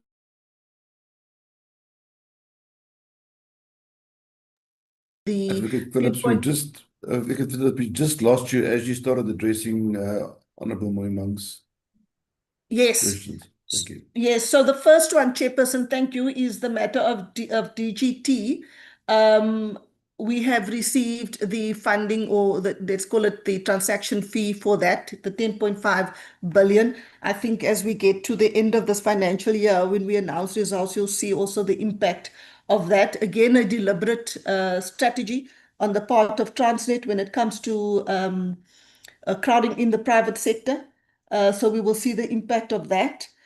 Then in terms of rolling stock leasing company, we have gone to market We have completed, in fact, the adjudication, and we will be issuing the request for proposal in the next month to the shortlisted bidders. As I've indicated, the intention of that is to take underutilized or stock wagons and locomotives that are currently not being utilized. We want to refurbish that, but we need a partner who can come in with the necessary capital to help us to do that. We can refurbish that, and then we will be offering that to the market. What we have done in the meantime, Chairperson, because we felt that it was important for us to get going on this leasing kind of strategy ASAP. So what we've done whilst we are setting up the leasing company is, unfortunately, the PFMA requires that we go before we decide on who the successful bidder is. What we have done in the meantime, we've agreed to sign what we call tactical leases with private train operating companies who require this stock so that we can start monetizing and then at the same time increasing the value of the transaction itself to the market. So to date, if I'm correct, I think we have signed already 6 tactical leases as at Friday. 6 tactical leases with train operating companies who have identified wagons and locomotives that we have.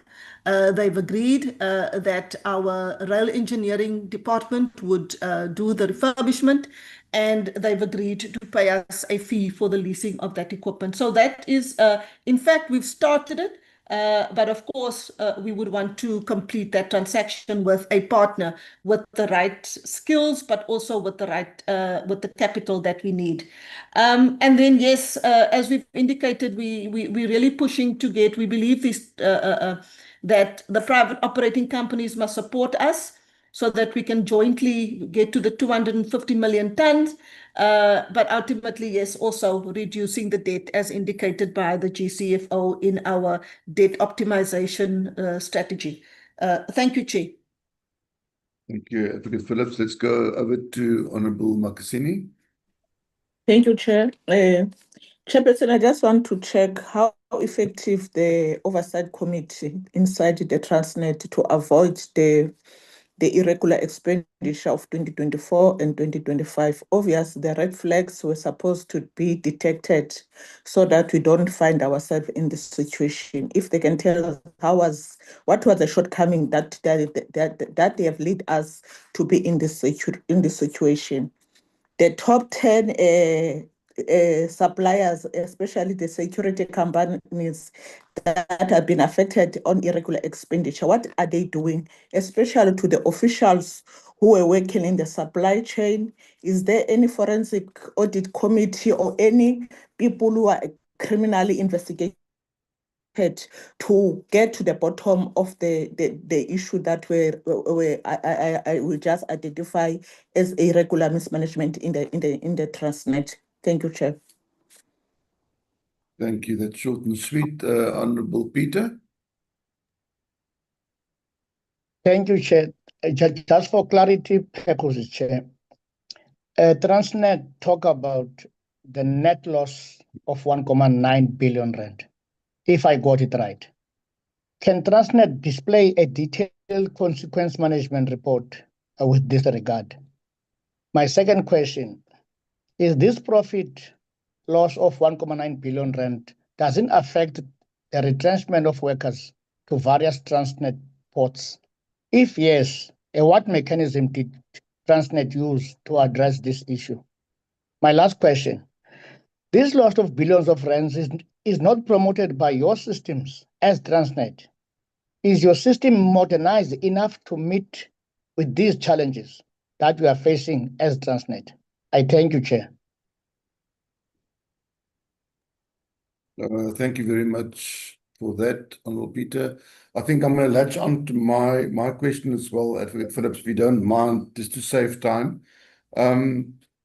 I think I'm going to refer specifically to the Cape Town port and specifically to the season we're having at the moment, because you remember you appeared in front of our committee towards the beginning of last year, and you promised us that things will improve specifically for the farmers with the export of the agricultural product, the season going through the Cape Town port. Now we understand that the wind played a major factor. In fact, I was at the launch of the rubber tire gantries that you spoke about earlier, the new ones. Now, those rubber tire gantries can handle the wind speeds of up to 92 kilometers an hour, as opposed to the previous gantries, which could only do 72 kilometers an hour. But it's come to my attention, and then I read this in a newspaper article, that what has happened in December and January is that operators, for occupational health and safety reasons, refuse to operate those rubber tire gantries in wind speeds of 80 kilometers an hour. So I'd like to request from you, if you know what those occupational health and safety issues were, and what is being done to address those, because it'll be, to my mind, fruitless and wasteful to spend a lot of money on rubber tire gantries that can handle wind speeds and operate in wind speeds of 92 kilometers an hour if they are in fact then for other reasons not being operated in wind speeds of 80 kilometers an hour. And that brings me to another question, if I may, is to your mind, can you give this committee the assurance that the delays, the short shipping, the fact that some of the ships sat in the harbor in December, I think the Santa Cruz spent 13 days in Cape Town port, where she only spent 1.2 days and I think 3 days in Durban and in Port Elizabeth. Can you give us the assurance that these delays are in fact caused by the wind and not by operational inefficiencies? So yeah, I think I'll stand with that. You can just take those questions for us. Thank you very much. Thank you, Chair. Chair, my computer has told me that it's going to restart, so I'm going to try and hopefully not get interrupted. I'm trying to get onto another device. So, Chairperson, let me start with Cape Town. Cape Town. Recording in progress. Okay, I'm going to go to the other device. So, Chair, let's talk about the equipment in Cape Town. The RTGs, as you correctly say, go to 90 kilometers an hour. Chairperson, can you hear me? Sorry, there is a slight echo. I think your Is other there an device is echo? still on. But we can hear you. Can you hear me now? Yeah, that's perfect. Thank you. All right. So, Chairperson, the rubber tire gantry goes to 90 kilometers an hour, theoretically. Okay, what that means is the following.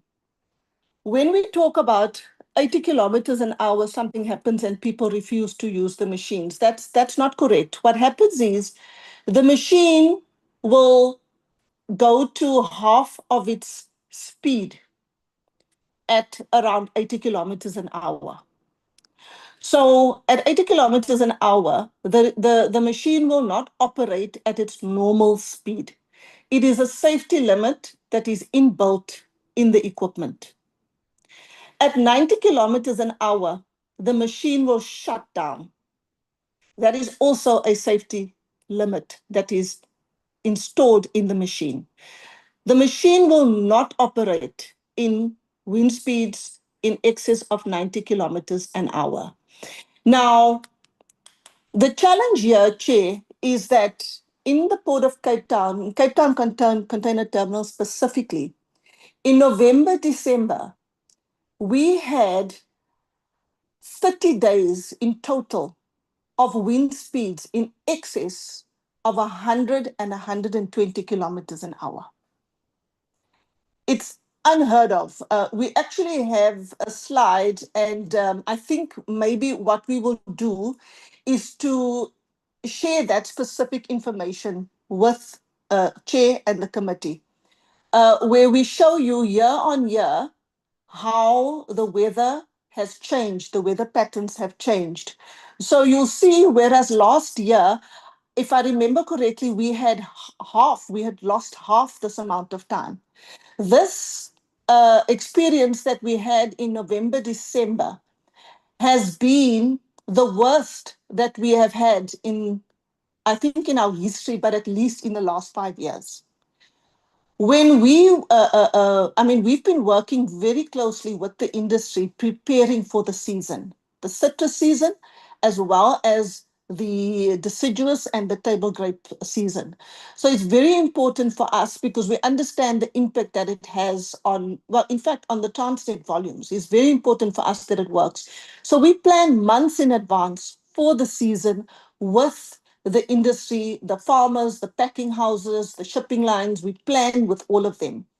And we hope that everything is going to be working 100%. I mean, in the past 2 weeks alone, we were down to, I think we had 2 vessels in Cape Town. And then in the past 2 weeks, we lost 4 days. That left us with 9 vessels outside of Cape Town. Today, there are 6. 2 of them will leave and we will end up with 4. But we know, I look at the weather every day, particularly when it comes to Cape Town. On Thursday and Friday, wind is being forecasted again. But we're nearing, of course, the end of the season.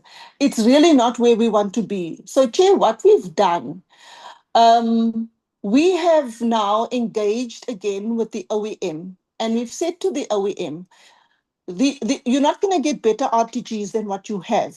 But what we've done is we have said, because we have to do the replacement of the ship-to-shore cranes in any event, we have been able to secure factory or production slots that will allow us to get 2, starting with 2 ship-to-shore cranes at the end of this financial year. Of course, they would need to be assembled and commissioned.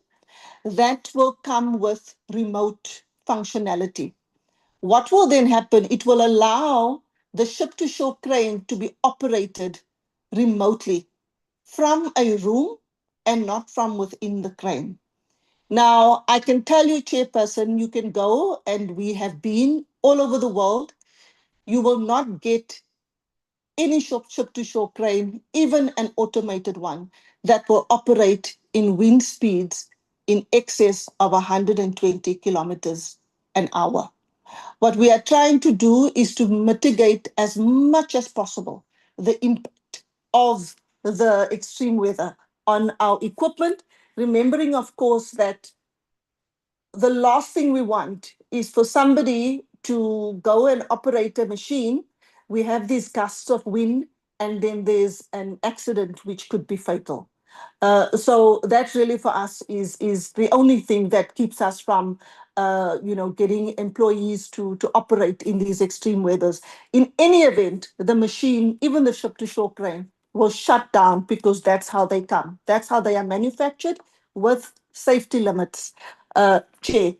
Then I want to go to, Chair, there was the question about the net loss of the 1.9 billion. I'm not too sure, Chair, how to respond to that, but that was an improvement from a 7 billion rand loss. And it is part of our journey towards turning this business around. What the team is working very hard on now, and we are all on our knees, is that let's move as much volume as we can, because we need to return the confidence back to Transnet. And we need to get this business out of the red and into the black. And we believe that we are getting there. Obviously, I can't say too much because the financial year is not yet at its end, but certainly everybody is working very hard to try and get there. There was a question about the irregular expenditure, the oversight committee, and what it is that we are doing. Chairperson, a lot of interventions. That's why we've been able to reduce it from the number that we've inherited, which was in the 4 billion, to the 1.7 billion as at in December. Where there are instances, Chair, where we've identified fraud and corruption, I can assure the committee with every instance that we find, we also lodge criminal charges. But I can tell you, Chairperson, the authorities are very busy at the moment with all sorts of cases, where we are in the pecking order in terms of, we've seen some state capture cases that have been on the roll for many years. But we are continuing to do on our side as best as we can, where we discipline people, we dismiss if we can get that. And then what we also do is where there's fraud and corruption, we certainly ensure that the necessary criminal charges are instituted, Chairperson. So is the committee effective? I believe that shows in the numbers with the reduction. Do we still have a lot of work to do? Yes, we certainly still do have a lot of work to do. It's unfortunate that we find that the biggest proportion of these irregular comes from the security companies. It's largely, Chairperson, unfortunately, where we are undergoing tender processes and getting parties from the market to bid. If the contract expires, we either had to extend if there's an irregularity that may have been found in that contract, even though it may not be fruitless. It's purely maybe somebody missed out on a step.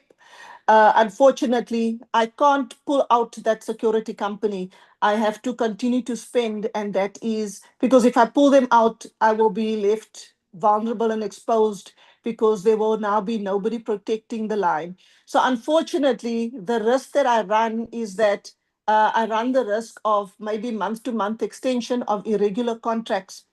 And it's something that, of course, the auditors do not like. It's probably going to get us into trouble.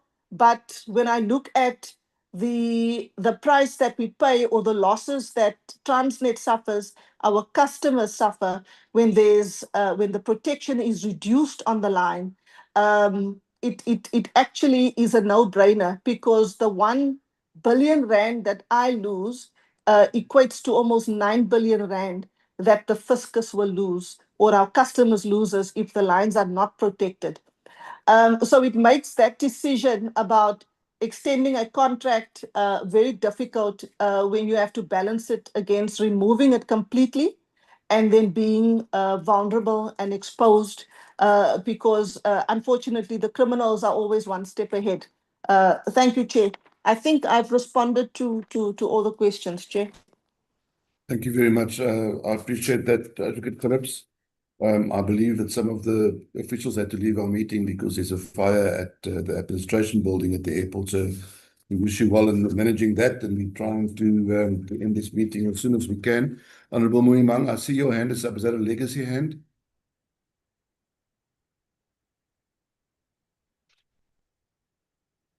Yeah, we'll take that as a legacy hand. Mr. Mohan, are there any concluding remarks from the Department of Transport side?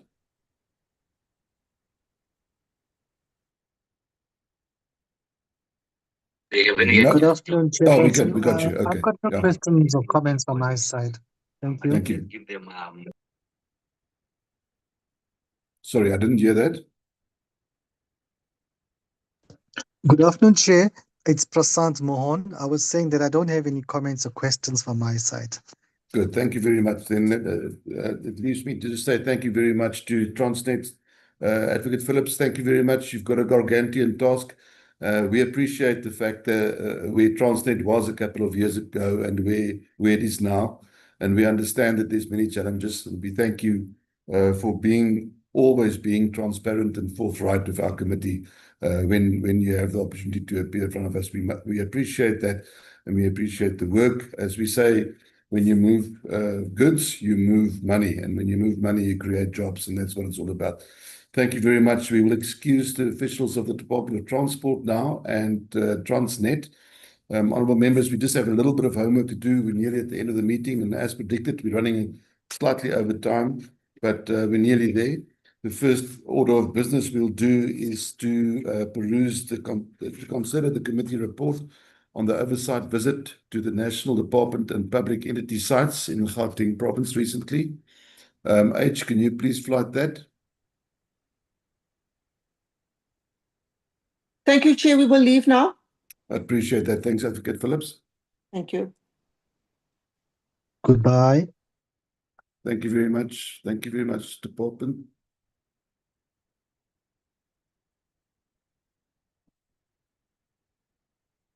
Honourable members, this report was supposed to be adopted at our meeting last week, and so it has been circulated prior to that meeting.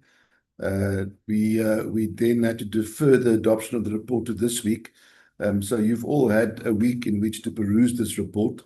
We've received no inputs from any of the members regarding the report. So I will regard the report as read. Can we go through the different pages, and just if there's anybody who's got a last minute alteration or correction, you're welcome to put up your hand.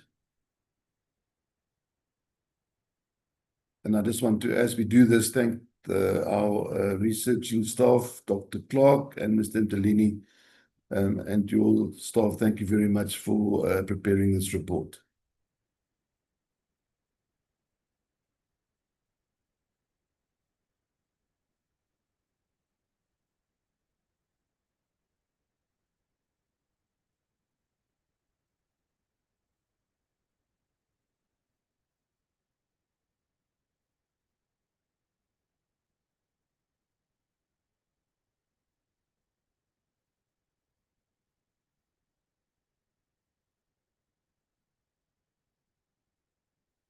Honourable Moyamang, your hand is still up. Are you wanting to say something? That's the legacy. That's the legacy, The Chair. legacy hand, no problem. That's fine. I thought you wanted to do input into the report. That's fine. Thank you. It's great. As I said earlier, the report has been circulated. You've all had a chance to have a look at it during the past week. Honourable members, that is the report. Can we have a proposer for the report, please?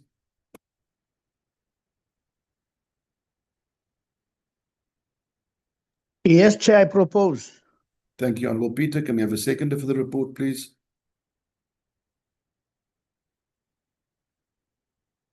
Thank you, Honourable Kaunda. I see your hand. Thank you very much for Yes, that. I second. Thank you. Thank you, Honourable Kaunda. Thank you, H. Can we please, Mr. Ntalini, can we please flight the minutes that we still need to approve?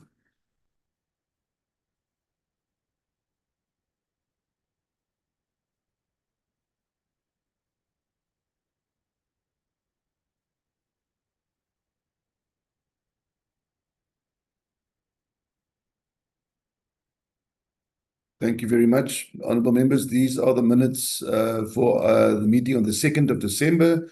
We did briefings from the Public Works, the IDT and the CIDB, and there were also some written submissions on the Economic Regulator Bill. Can we please go through the minutes that have been circulated? Just make sure that everything is in order.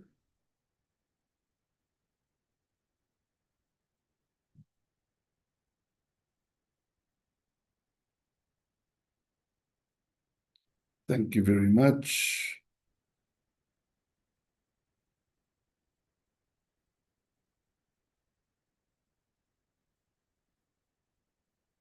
Just scroll down, Mr. Ntalini, to the end. Got that.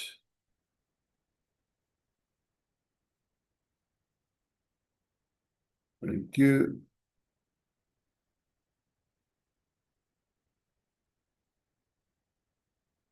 I see your hand, Honourable Kaunda. Now I wanted to move for the adoption, Chair. Perfect. We've gone through Thank the you very minutes. much. It has been sent out. We all had a chance to peruse it. Thank you for the proposal. Can I get a seconder for that, please? I second, Chair. Thank you, Honourable Skierkogel. Mr. Ntalini, are there any other business? Chairperson, we are done. Great. Thank you very much, honourable members. I thank you for your indulgence and for taking a bit of extra of your time. You are welcome to enjoy lunch on myself and Honourable Kaunda. We will pay for it. You just have to provide it for yourselves in your own homes. Enjoy your sopas, and we'll see you in Parliament next week. Thank you for your attendance. The meeting is now adjourned. Thank you, Chair. Thank you, Chair.